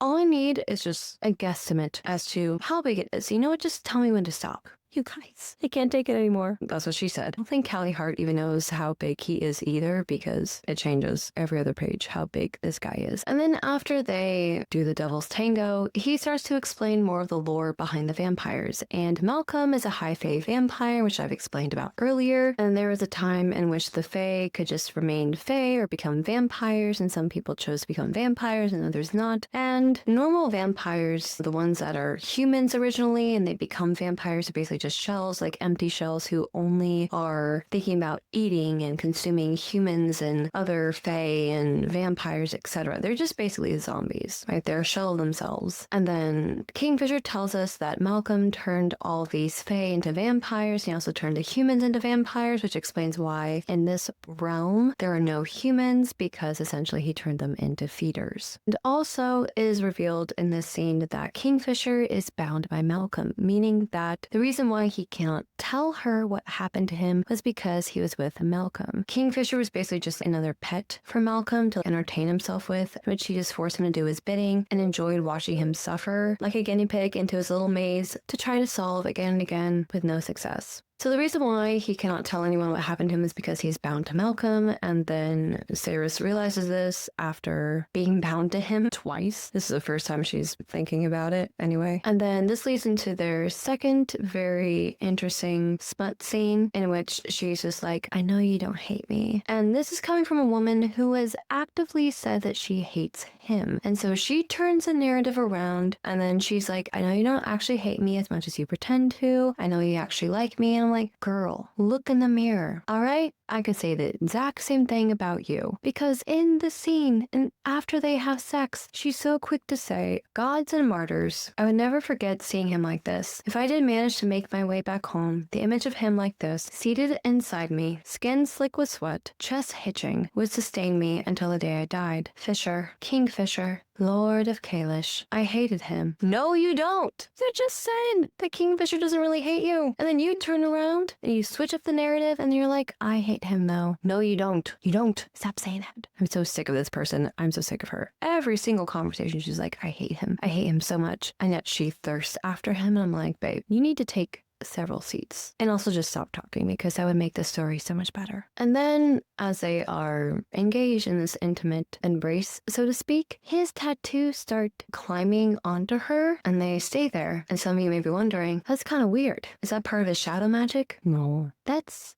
a sign that they're mated to be together. In fact, it is even better than them just being mated together. It's not enough that they're mates. It's not enough that they're fated to be together. No, now they're God-bound. So he's had to make them even that more special. And then Archer just randomly materializes out of thin air, and he knows that they were together because of course he did, because everyone can smell it. All the Fae can smell her on him and vice versa, and I don't know how they could think of even trying to conceal this secret between the two of them, because again, these people have heightened senses. They know when you just had sex, and then you're over here just like, how does everyone know? It's so dumb. So dumb, it's brilliant. No, it's just dumb. And then Kingfisher basically pushes her through a shadow gate to get her out of there. And then he goes to find her birth control because now he's trying to be proactive. Okay, good for you. And then of course Kingfisher is now ignoring her even though she's freaking out about her tattoos. So she runs up to him and demands that he tells her about what the heck is going on with her tattoos. Because it's her body and she's freaking out about this weird new sensation. And then he tells her, I got you this birth control. She's just like, oh, I don't need it because actually Queen Madra sterilized me when I was like a teenager. It's cool. That's another form of genocide. And he's mad, not because a heinous horrible thing has been done to her body against her will in the name of eugenics. He's mad because his mate, his property, is now unable to bear his children. That's why he's angry. A great partner. Then Fisher, because he's just there to basically make her life miserable, is intentionally hiding the very Quicksilver that he needs her to turn into relics just so she can better be able to find it like a beacon to be able to communicate with it. And he's intentionally hiding it from her on purpose, knowing that they're on a deadline for no reason other than to test her because that makes sense. And she wants Carrion to help her, but Fisher again is jealous because he doesn't want Carrion, her ex-lover, to be anywhere near him, so he tries to find him a brand new job, like cleaning out the sewers when a stand-up guy, this Kingfisher. And then Carrion makes this offhand comment that maybe Fisher would be in a much better mood if he was getting laid on the regular, which he is, and he's still like this, so it must not be the lack of sex that is a problem. Maybe it's just Fisher. He also doesn't like the fact that Carrion calls her Sunshine because according to Fisher, Cirrus is moonlight. Because again, it is not the women who define who they are in these romantasy stories, it is the men who give them their identity, who tell people how to perceive their mates and their loved ones, rather than allowing these women to be autonomous and free. No, the men are the ones who have to have the final say in every single facet of their lives. Interesting how that works. And then as Carrion is helping Ceres in the forge, they realize that they have to refine the silver. The very silver that they have to basically meld into these rings, the 50,000 rings that they need for the 50,000 men that Kingfisher for some reason is in charge of. And Ceres, for whatever reason, broke the ancient sword that she took out of the stone, and now it is in several pieces, now embedded in stone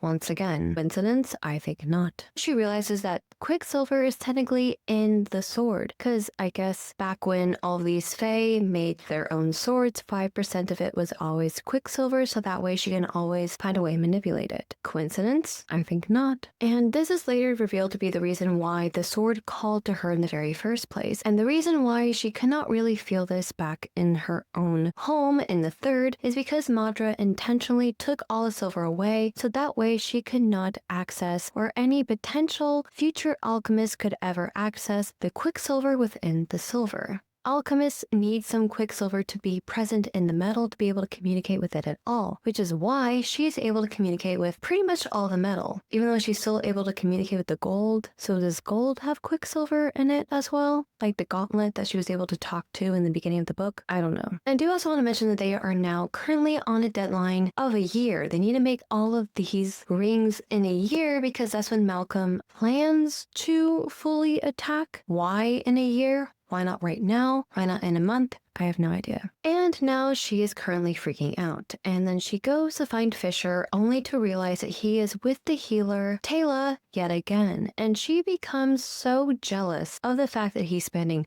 so much time with this healer. He's at war. He's getting hurt. Of course he's going to the healer. Are you that much of a pick-me where you are so threatened by a woman who is literally hired to save people's lives, to help people? Are you that insecure? And then she goes to this bar to hang out with this guy, Lorath. whose part of his soul is actually Kingfisher's, because again, we have to be reminded about how much of an amazing guy Kingfisher is. And Lorath tells Cerys that Kingfisher actually saved his life by giving him part of his soul. So therefore, he is bound to Kingfisher. So if Kingfisher dies, then he dies. So the fact that he was alive was never an indication that Kingfisher was alive as well. Anyway, so Lorath is also the one that tells her about the fact that when the vampires mate and when they become intimate with people, the whole biting ritual thing, he is the one who tells her about that. He is a sex education teacher for her, apparently. When Kingfisher finally returns, and he finally comes back to retrieve Cerys, who's wearing his shirt. And of course, he likes it that she is wearing his shirt. And then they meet up with this old woman named Wendy, who can tell that they've been sleeping together. And then she can hear Kingfisher's voice inside of her head. This is the first time that she starts to realize that, hey, maybe the Quicksilver is speaking to her in more ways than one. And I caught on to this rather quickly when I realized that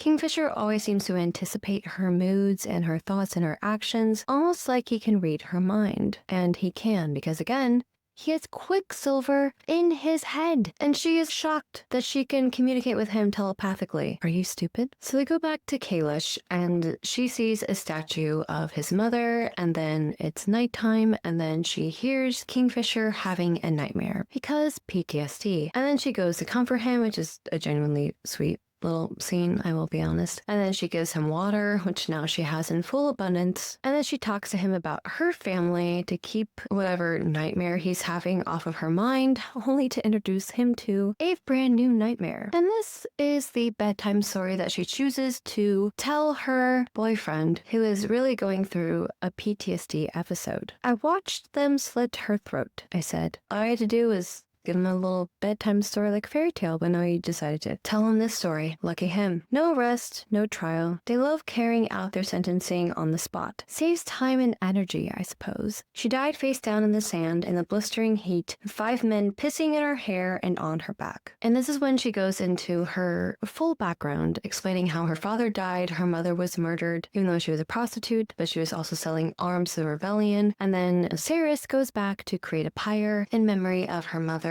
and Hayden was also there somewhere in all of that. And then she goes back to their home only to find it boarded up because, again, it was the home of war criminals apparently, and she couldn't go to Elroy's house, otherwise it would be too obvious. But then years later, she still doesn't go to Elroy's house. I'm like, okay, after a few months, wouldn't you think that these guards would have forgotten? After all, Madra forgot about her threat to kill your entire town within a few minutes. So you're telling me that you can never live with Elroy after the initial attack? Just saying, it's a little suspect. And then they cuddle, and then, of course, because this is a trauma dumping scene, Kingfisher tells her about the fact that his own mother was killed, and then they have sex again because apparently that's a turn on for the both of them, the fact that they just have so much in common. And then the next morning she wakes up to the smell of bread and the fact that Kingfisher is gone. And he goes out to get her coffee, and she looks down on her hands and sees that there are new tattoos there. And he also talks about the fact that she needs to eat because of her blood sugar. There's a lot of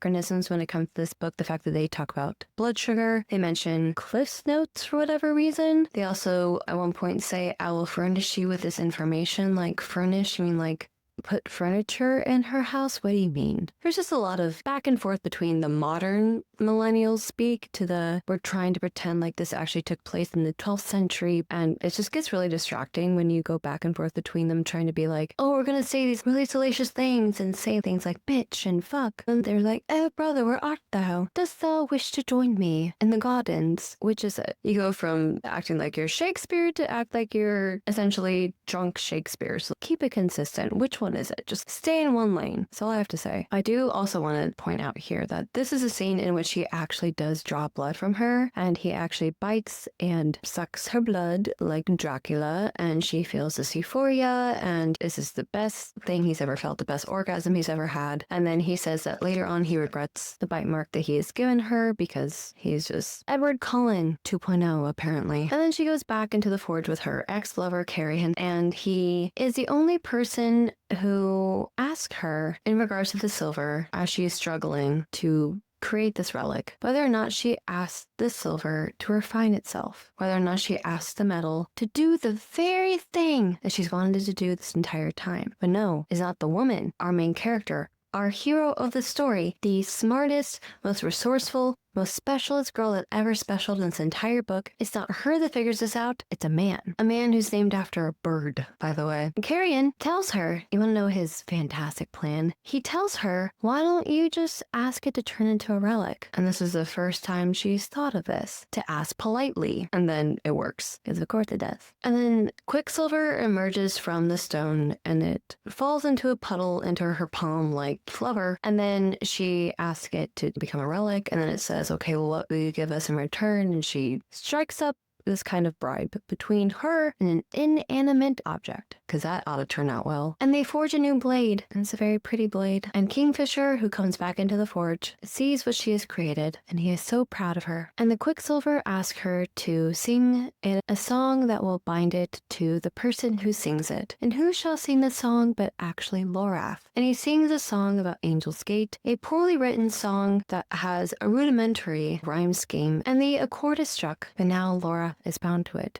And Danya is upset because this was a sword that was bound to her and it was basically given to someone else, and then she goes to grab it and then her hand explodes because Lorath is god-bound to this sword now, and anyone who dares to touch it that's not him will just explode. And now Danya does not have a hand, but don't worry, she'll get it healed and she'll have that hand again. Because remember, there are no stakes in the story whatsoever. And then the light bursts out of this sword like freaking He-Man from Masters of the Universe, and it claims him as the owner of the sword. And this sword calls itself Angel Breath. And then Ceres and Kingfisher go back to his tent, and then they sleep together once again. And then they take a bath together, and then they go to sleep. And she reaches for the Quicksilver in his mind because she wants to draw it forth so that way he no longer suffers from the Quicksilver in his head that's driving him crazy. But it cannot leave his head, because if it leaves him, then he will die. It has struck a bargain with him because now Kingfisher is the ultimate weapon. And he feels this happening to him, and he wakes up. And then Kingfisher grabs his sword because the vampires have returned. So this is when we have the second vampire battle. And in this battle, this is when Lorath really shows off his new god sword. They do win the battle, but they are very far away from winning the war because Kingfisher is dragging these vampires down to their watery graves only for Malcolm to call him out. And who does he bring out as a bargaining chip in this war?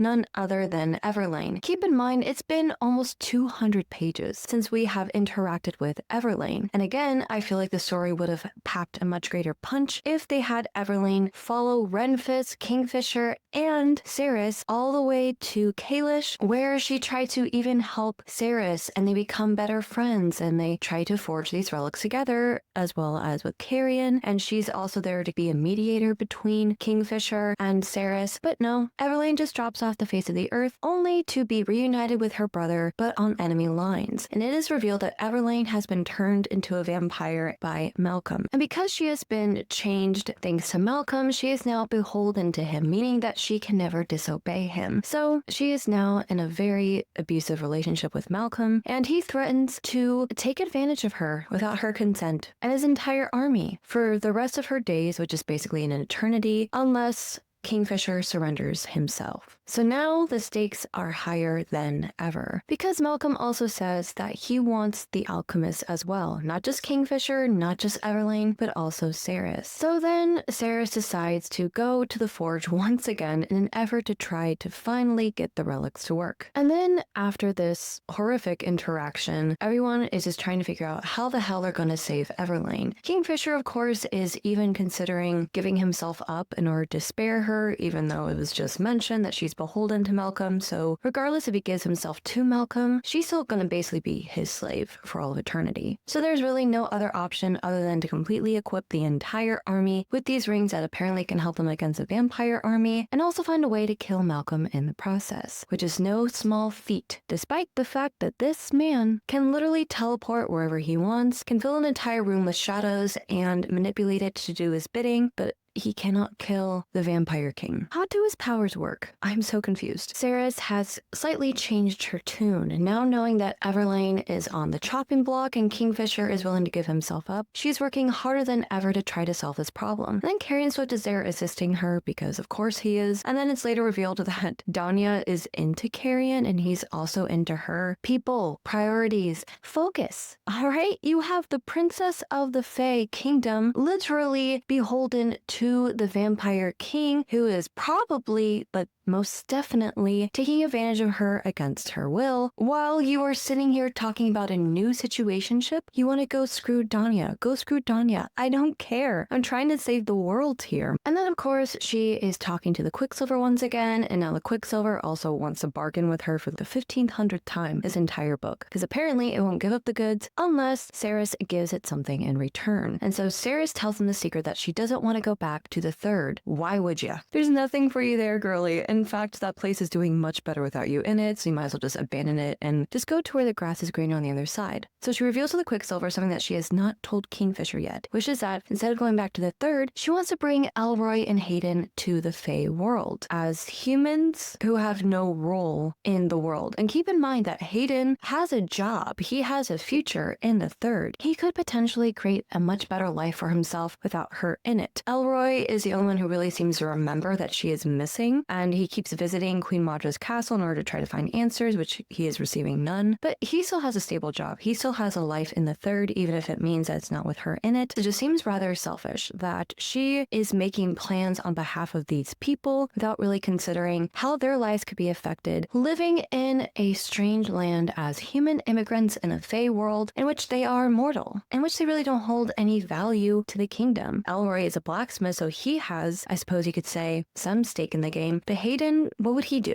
in this kingdom? Absolutely nothing. He's just a troublemaker who just stir up more trouble and probably get kicked out of the Fae kingdom anyway. And then of course the true secret comes out that she wants to stay there and help solve the problem with the Quicksilver in his eye that's driving him mad. Because remember, up until this point, Kingfisher has these episodes where it's like the Quicksilver is taking over and he's hearing voices and it's just a constant issue in his head. And she wants to find a way to get the Quicksilver out of his head. And then she finally forges this perfect silver ring that can actually help against the vampire army. And it keeps chanting Anarath more. And when she repeats this to Kingfisher, he blanches. He is freaking out because this is a phrase that he has heard before. And we'll later learn what Anarath more means, but in due time. Also, I do want to mention that after she makes this ring and here's a chance, Carrion is flirting with the healer and talking about how he can be like the third party in her marriage, because again, the healer is married. He's hitting on a married woman, and it's later revealed in the scene that he is bisexual. And I don't know why Callie Hart felt the need to tell us this in this scene while he's trying to proposition a married woman who has absolutely no interest in sleeping with him. So now, not only is he a creep and sexually harassing a healer, but now he's coming across as very predatory, and it gets into really muddy waters. And I don't know why Callie Hart chose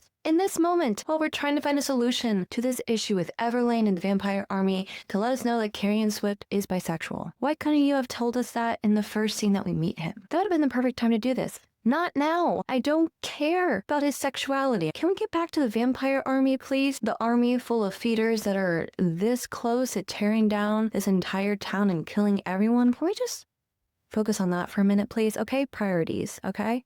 She needs to sort out her priorities. And I suppose another reason why Callie Hart wanted to have Carrion sexually harass the healer is so that Ceres, our main girl, notices the runes on her hands. The runes that kind of act as like a wedding ring sort of thing in which they bind you to your mate or the person that you're supposed to be with. And this is when it starts to click in her head, because these runes look pretty similar to the ones that were on her hands after she and Kingfisher, had sex after they did the deed. And this is when she realizes that Kingfisher is not telling her the complete and utter truth, which again, the Fae are not allowed to lie, but apparently they can't omit the truth or create loopholes in the truth. It's a whole gray area, but you have to establish what lying means in this world. How far is lying? What exactly is lying in terms of the magic? What exactly kind of truthfulness are these people bound to? We were never told that because, again, it's only use when it's convenient to the plot. And then this is also when it's revealed that the healer says that they usually don't get these runes until they've been together for years, and anytime like runes just magically appear, it's usually a sign that they are mated to be together or they're god mated, because again, Ceres is the main character. So she has to be the special girl that ever specialed, and apparently, as we will later learn, she and Kingfisher are mates. And they're the best kind of mates you can ever be because they are god bound together. They are literally written in the stars that they're supposed to be together. Because of course they are. God forbid we just have a normal love story, one of these things. And she actually has 7 runes on her hands because she's Kingfisher's mate, which means she's extra special. And she was not told this by Kingfisher because remember, women in these stories are children and men are the main characters in their relationship. They're the ones that hold all the power. They're the ones that know every single facet of their relationship. And the woman is just along for the ride. She figures things out after other people tell her about the true nature of her relationship instead of the love of her life, because that seems healthy. Ceres is angry that Kingfisher lied through omission, and she runs to him and then she demands answers. And he's like, yes, we are mates, but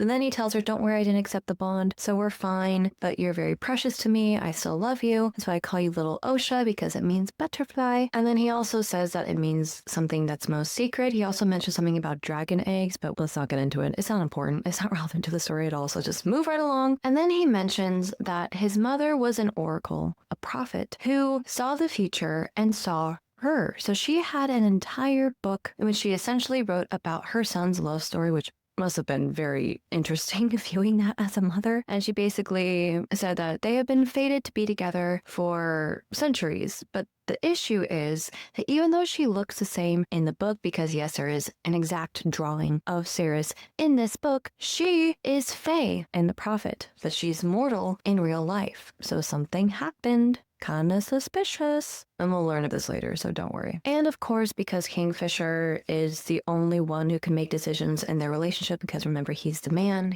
male, sorry, and he's also Fae. So he tells her that after they save Everlane, he wants her to go back to the third with Carrion, and she's very upset at the fact that he's not giving her any say in her relationship, because this is her relationship too, not just his. And then of course they argue, and it's basically the equivalent to a third act breakup scene. And he also mentions the reason why he wants her to go is that he's fully prepared for himself to die. But the problem is that his soul is also bound to Lorath, because remember, he saved Lorath's life when he gave him part of his soul. So if he dies and Lorath dies, then I guess he just never really thought about that or really cared enough to consider that when he was ready to sacrifice himself for the cause. I don't know. This man's mentality is just all over the place. And then the next scene, we are introduced to a witch. It just randomly plops in the camp for no reason. And of course, the witch is mad at Kingfisher for the thing that he did in the past. I was like, come on, it was 110 years ago. Get over it. All right, let's move on. These next few scenes just get really repetitive because, again, we're in the middle of war. And the two of them decide to prioritize their sex life over everything else. So they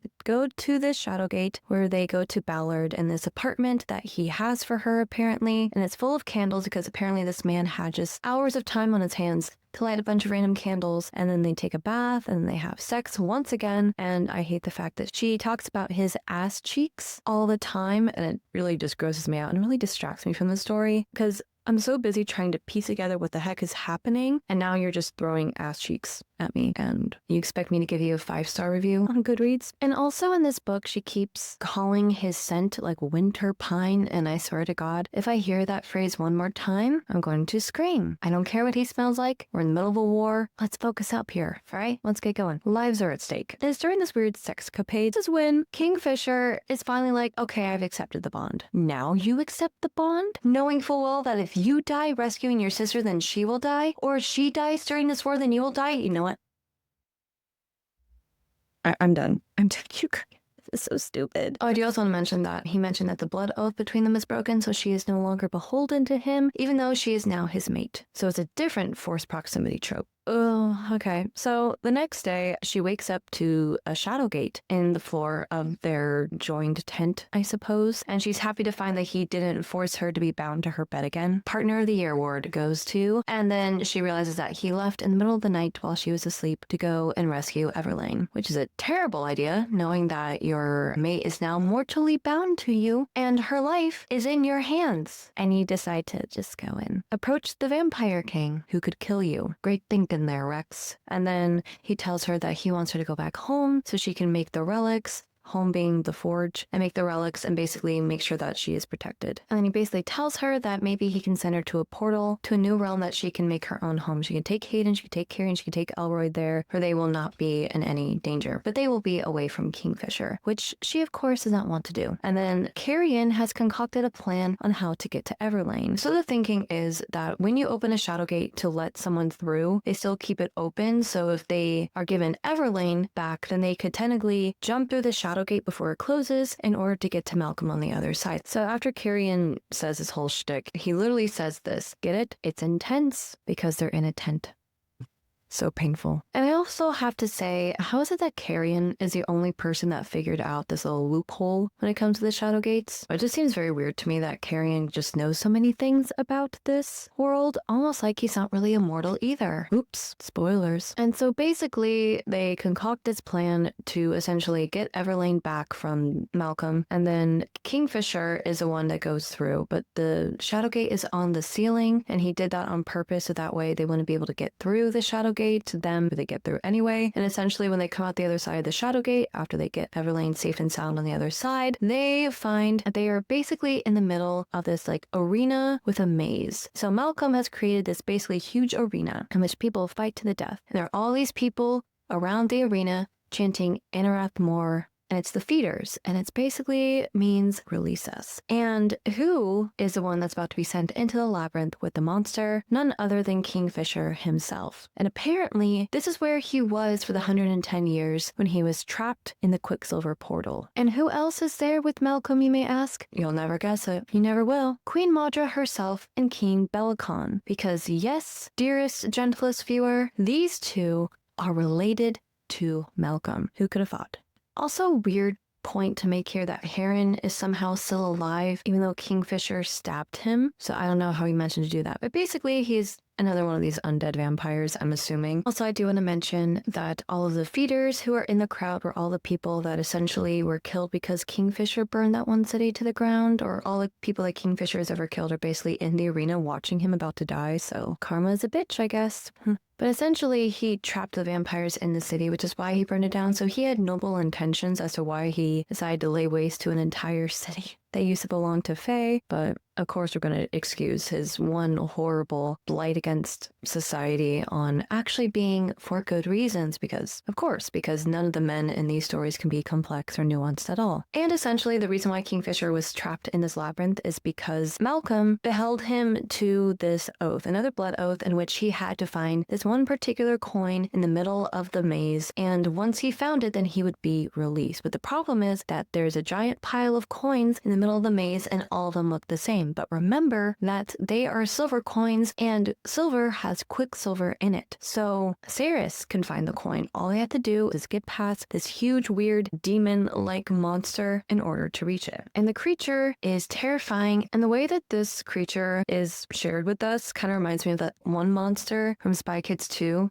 That Junie and that one weird kid, they're fighting with their collective monsters, and it's on that weird island with all the weird monsters. I was about to say no now, but when we emerged into an opening and my stomach bottomed out, there in the center of the opening was a kind of monster that I only thought existed in nightmares. Zavarin had plenty of spiders, sand-trap spiders the size of dinner plates that could numb your skin with their saliva while you were sleeping and eat your fingers. But this, it was 3 times the height of a full-grown man, so kind of like your boyfriend, okay? With more legs than I can count. Its hind abdomen was a fleshy bulb, mottled red and black and covered in coarse long hairs. But then my insides twisted as I took in the rest of it. Its front half was part Fae, a male torso with a distended, bloated stomach, thin emaciated arms, wisp of greasy black hair stuck to its otherwise bald head. It had no ears, no eyes, or nose either. Its face comprised of nothing but a massive, circular mouth with concentric row after row of jagged teeth. I just noticed a typo there. Wow. And so apparently this creature can only navigate by sound, so they have to be super quiet while they're looking for this coin and a pile of other silver coins. It's like a needle in a haystack in which everything in the haystack is a needle. And I do also want to point out that before they enter the maze once again, that Maudra essentially is getting verbally assaulted by Kingfisher because he learned that she spayed his mate, talking about the love of his life like she's nothing more than a dog, a possession, an extension of himself. Now they are prevented from having the family that he apparently so desperately desires, and she took that away from him, so now she's going to be be punished. Not because she committed an act of genocide, but because she did this act of genocide against his mate specifically. He doesn't care about the other women who were robbed of the choice of having a family. No, he's just mad that he can't have children with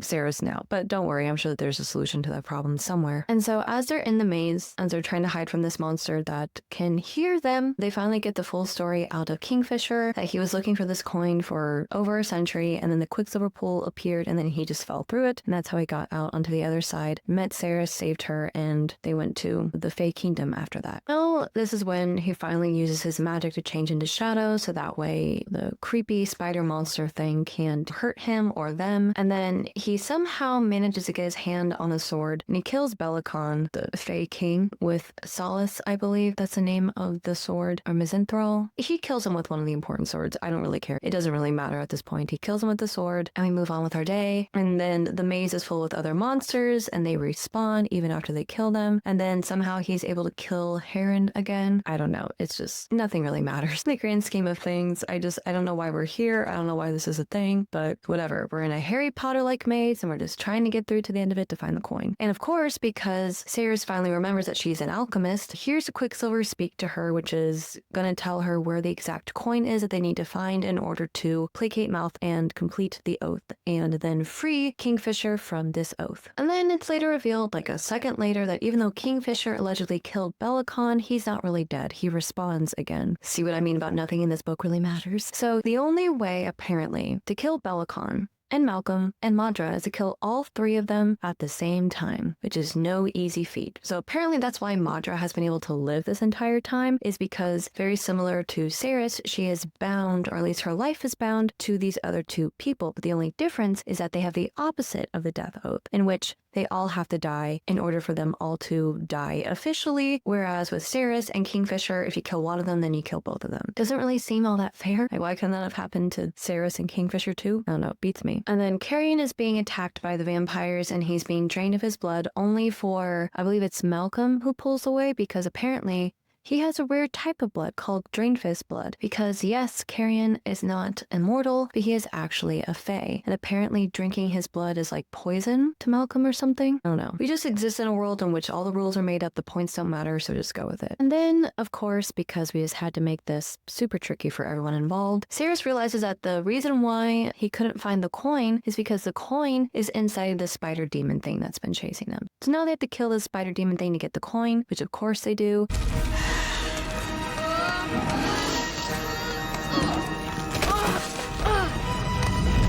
And they get the coin, and now Kingfisher is no longer bound to Malcolm. And this is when she drops the coin on the ground, because apparently that was the whole oath thing, is that once the coin, the magical coin that he is bound to, falls on the ground, then he is released, and now he is released from Malcolm. So that means that he can now officially kill him. And now she cuts off Malcolm's head with Solace, Kingfisher's sword.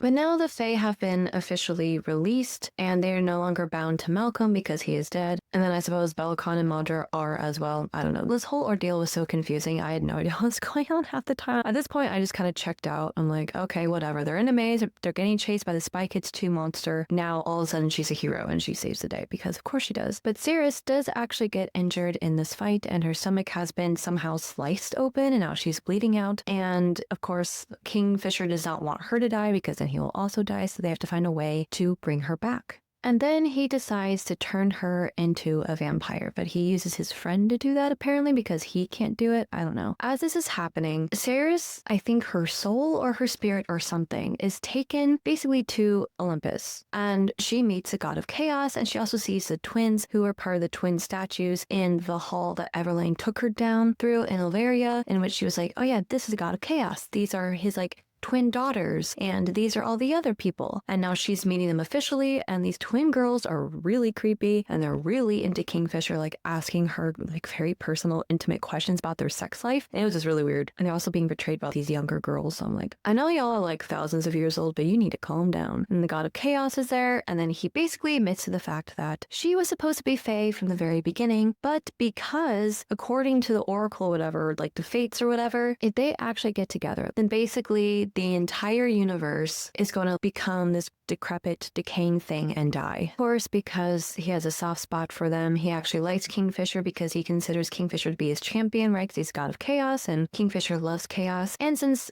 she is the mate to his champion, he favors her greatly. And he tells her that they need to reset the balance of what they have done, essentially because they did not turn her into Fae or make it so she was born a Fae. They have to basically reset all of this. It was like, okay, so why did you let them be together? Why did you let her open up the portal to the Quicksilver to get to Kingfisher, the man that she is fated to be with but shouldn't be with because it will destroy the multiverse? I don't know. I'm so confused, you guys. Nothing in this book makes sense at all. But apparently there's a huge multiverse issue because now apparently we're in a Marvel movie. And then basically he's just like Loki, and he's been talking about how he's wiped out certain worlds or branches with just a wipe of his hand, and how he is trying to reset the balance of the multiverse, but he needs her to help him because he needs an alchemist. He knows that there are other alchemists in other worlds, but he just decides to choose her because, again, she is the mate to his champion, even though he doesn't want them to be together because it would kill the entire universe or basically wipe it or reset it or something. I don't know. That part just is a little too convoluted for my taste. And it's not because I'm an idiot. It just doesn't make any sense. It just feels like Callie Hart was at this point just throwing shit up the wall and seeing what sticks. But again, it makes no sense that the god of chaos would be worried about the entire world being wiped out because you could just create another universe. I don't know. Why do you care? You're the god of chaos and now you're acting like you actually care about mortal lives and the balance of the universe. He's like yin and yang, only there is no yin to his yang. You see what I mean? They're like, there is no balance that even exists amongst the gods, and he's asking for balance. And now he is going to transition her into a fae, something that the universe has never seen before, a fae who is also an alchemist, who is also a vampire. Because again,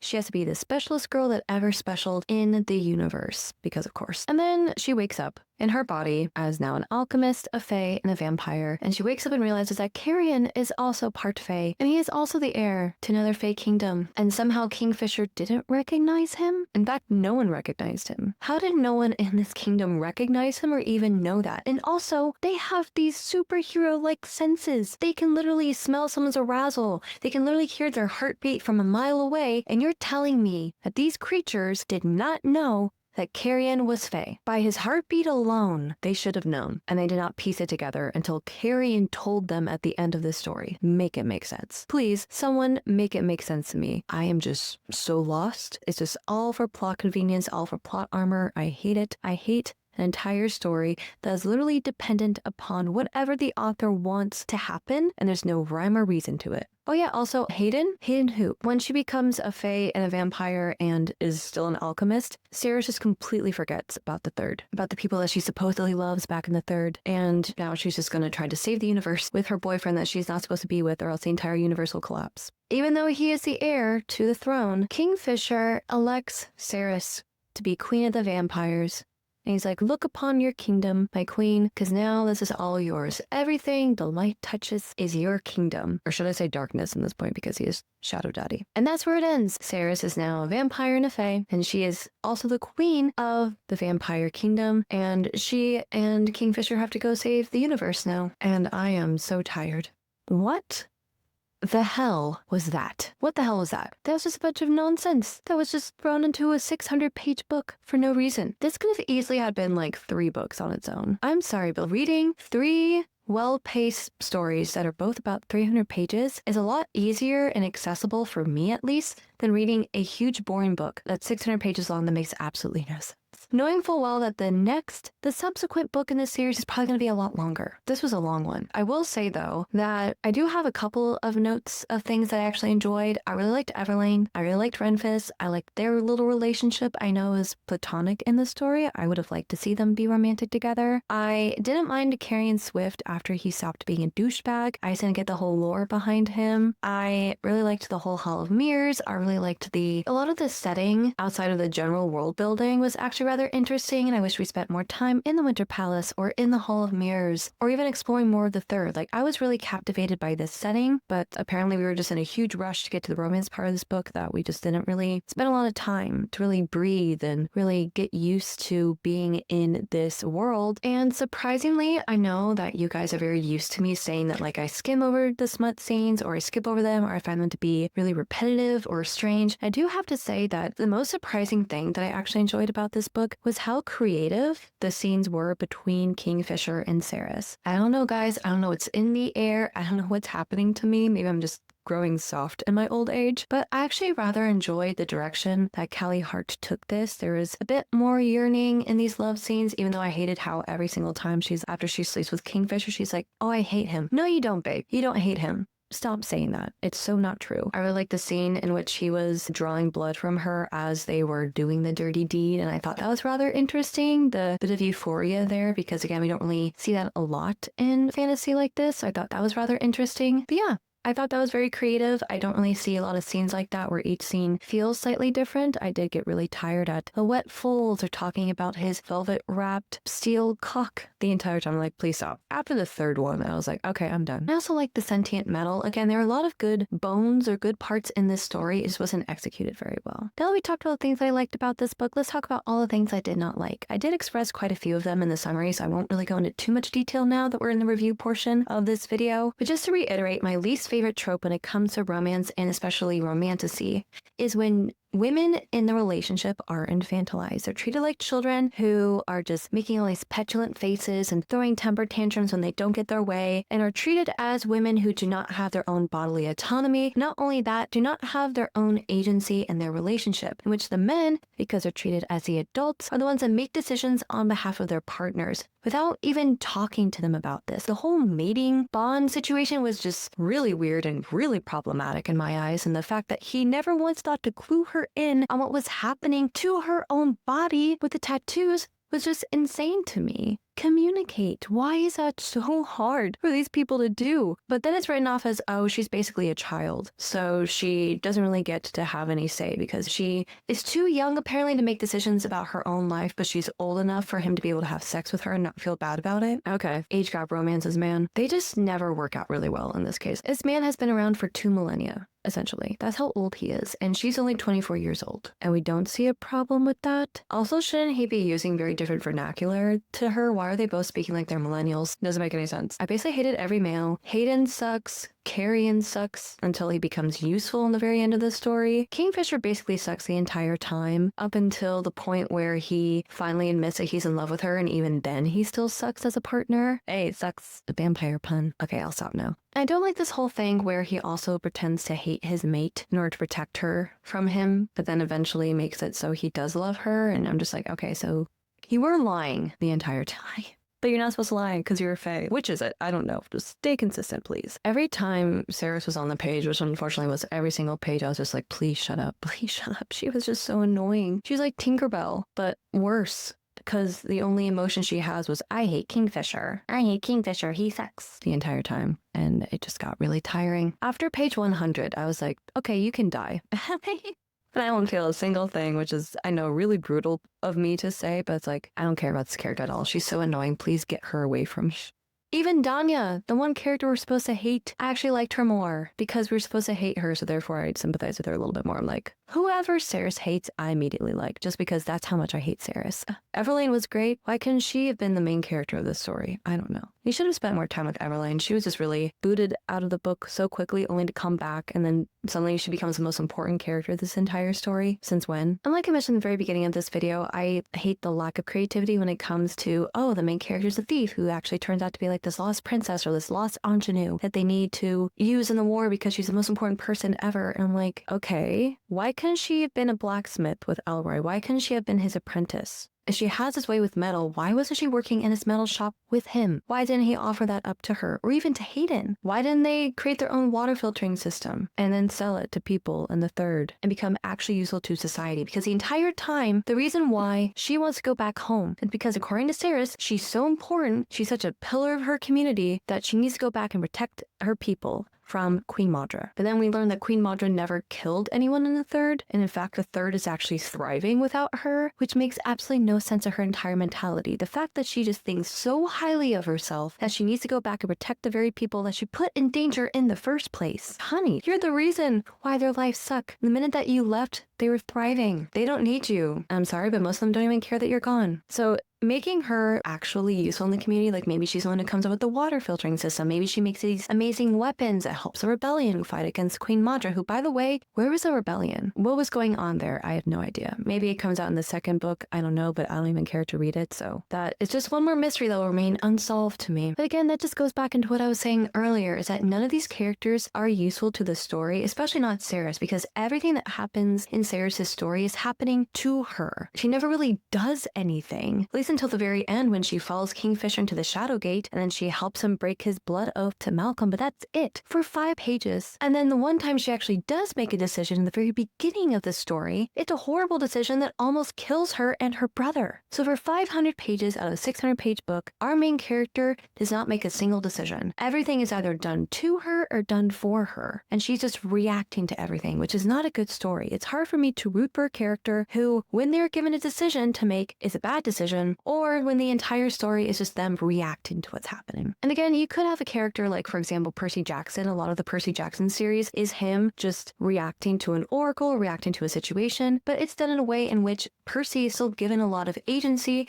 whereas I don't feel that in this book, because again, Kingfisher and the other Fae make all the decisions for her. And it's hard for me to root for her as a character as opposed to rooting for a character like Percy, because Percy makes a lot of good decisions, and even when he makes mistakes, he's willing to learn from his mistakes and try to do better the next time. I don't feel that with Sarah's at all. And it's also really funny whenever you have a character in a book like this where they're like, I can't tell you something. Like Kingfisher, who's also an idiot, but then they don't write it down. Can't you just write it down somewhere or sign it or something? I don't know. I always find that to be a very funny loophole, but we never explore in books like this. Oh, also the pacing in this story was just awful. I think I have this one. Where was it? Where is it? It's when she's getting... Oh yeah. So just to give you an idea of what the pacing is like. So in chapter 3, after she finds out that her brother took the gauntlet that she stole from the Guardian in the very beginning of the story, we have her running through the third trying to find him. He never listened. Sure, he acted like he did, repeated back the words he said to him, nodded his head, but when it came down to it, Hayden refused to do what was asked of him, never paid attention, then typically Wynn did the one thing he begged him not to. I did my best to walk calmly in the direction of the Mirage. There was every chance Hayden had grown bored of waiting for me and decided to make his way back to the other tavern with the bag. But the more I played out the various scenarios in my head and thought about what was more likely, a creeping pain began to tighten a handhold around my throat. And then, as she's talking about looking for her brother, we go from paragraphs that are like this, again trying to give us a sense of tension, to paragraphs that are like half a page long that start expositing towards us. Ahead on the right, however, another trader had set up shop. Varath Shah peddled snake oil, tiny fragments of metal that he claimed contained traces of arcane magic. So basically it's like arcane, like the show on Netflix, which I also was thinking about when I was reading this book. Gifts had long since been lost to us. Humans were no longer capable of reading each other's minds or making the blood boil in their enemies' veins or granting themselves eternal luck. So you see what's happening here? We go from plot happening to exposition, paragraphs of exposition in the middle of a very tense scene in which she is trying to find her brother. And then she does find her brother and the guards capture her essentially. Then she exposits again. Halt. Stop right there. Terror made me skid to a stop. So this is a guardian telling her to stop in her tracks. It closed around me like an iron fist, squeezing my ribs to the breaking point as I took in the scene playing out in front of the Mirage. I'd never seen so much gold in one place. A multitude of glittering suns reflected off Vambratz's chest plates and gauntlets, forming brilliant white gold orbs bright enough to burn the retina. She also uses very technical terms for body parts, which is also extremely distracting. Spots and flares traced across my vision as I looked from one guardian to the next, trying to run off a count in my head. What use was counting though? One guardian I could outrun. It stood a fair chance of giving the two of them the slip, but 3 guardians, no chance. There were far more than 3 of Madra's city guards gathered in phalanx formation outside the Mirage. There had to be 30 of them. Okay, stop talking. Do something.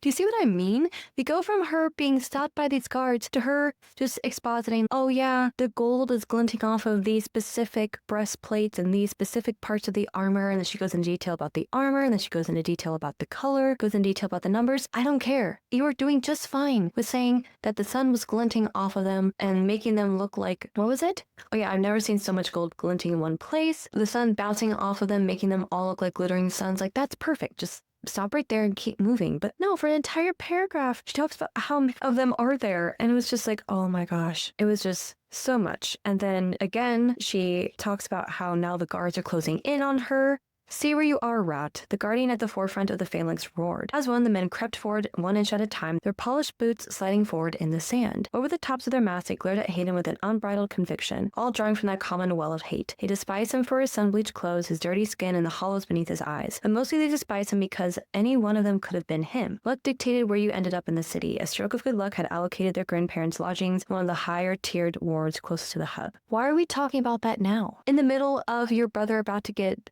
freaking impaled by these swords. Do you see what I mean? Anytime there's an interesting scene in this story, anytime we have a hint of suspense or a hint of thrill in this story, it's immediately destroyed because then she goes into an entire paragraph explaining how these guards hate them, why there's so much prejudice against them. And okay, that's an interesting aspect to explore outside of this scene in which we are supposedly supposed to be worried about your brother and his fate, but you're just expositing at us about why these guards hate him. I can figure out on my own why these guards hate him. I don't need you to spell it out for me, to spoon feed it to me like I'm 5 years old. I do need you to spoon feed other things to me, like how the frick your world works, why your boyfriend couldn't figure out that Carrion was a fae. But alright, let's talk about prejudice in the third. And it's not just the pacing of the story that was just awful. There's poor editing, poor writing. The fact that at one point, Kingfisher, when he's trying to explain something to her, he's like, I'm going to give you the Cliff's Notes version. Y'all have Cliff's Notes? Since when? He's also like, I'm going to furnish you with information. This is bouncing off the retina in my eyes. It goes down to my solar, what is it called? What is it? Solar palix or something. She gets into really technical medical terms. And she's like, oh yeah, it's my femur bone. It's my calf, this and that. I'm like, I don't need you to give me the freaking Latin root word of plants, okay? Let's just focus on the plot, please. Can some plot just happen for once in the story? I don't get it. They also call each other, hey guy, hey that guy over there. Seems very millennial speak. And then also the century years, the dust particles, calling the male fae males and the female faes the females, but then she's like, oh yeah, but talking about like the male torso or the male fae on the next page. I'm like, okay, which is it?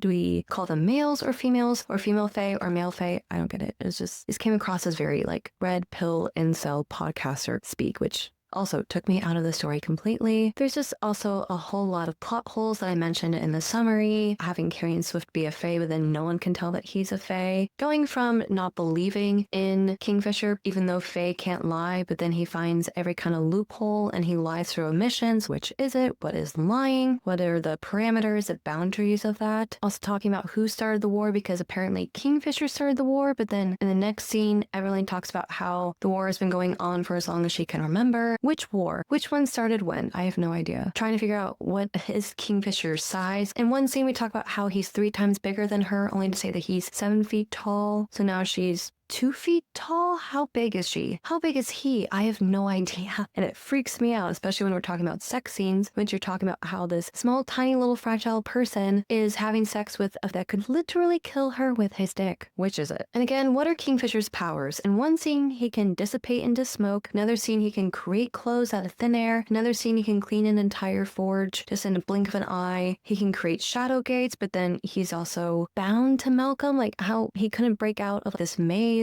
What are the rules? Like, I don't know the rules of this magic. It makes no sense. And again, like, what is going on with the vampires and the fae? How come the fae can't live forever, but the vampires can? Also, what's the deal with the gods? And we just get thrown in some of this god lore and the religion, but we don't really talk about the martyrs or the sinners. Who are they? What's going on? And it's also so dumb to me, like, how stupid these characters are that none of them thought to question how Madra could possibly be 1,000 years old. Not even Sarah's, who's supposed to be this smart person. And also the fact that, once again, at the very end of this story, even though she, for 500 pages, was bitching and moaning about how she needs to get back to the Third to protect her brother and to see Elroy, and then by the very end of the story, the minute that she becomes the queen of the vampires, she just completely forgets about them. Because now she has to worry about Kingfisher and her potentially destroying the universe. Because that makes sense. What character motivations? I don't know. Also, nothing about the Third makes any sense. How do these people survive without any water? Being so stinky and gross all the time? How can you possibly even think to want to be in a room with these kind of people or be intimate with them? Also, how can you have whiskey but no water? Why don't you have your own water infiltration system? And why don't you have a black market where you could sell bootleg wine or beer or something that's cleaner than the water that's coming down through your sewers? Just saying. Why there is this rumor about a plague but we never see the plague. There's no one in the city that's sick at all. And why is there a wall there separating the Third from the rest of the city? And it just, I don't know, it just makes absolutely no sense. Nothing about this book makes makes any sense to me. It's just there to exist because Callie Hart wanted it to. And no thought was put into it at all. And also, the men in this story, I think I've mentioned this already, are the worst, but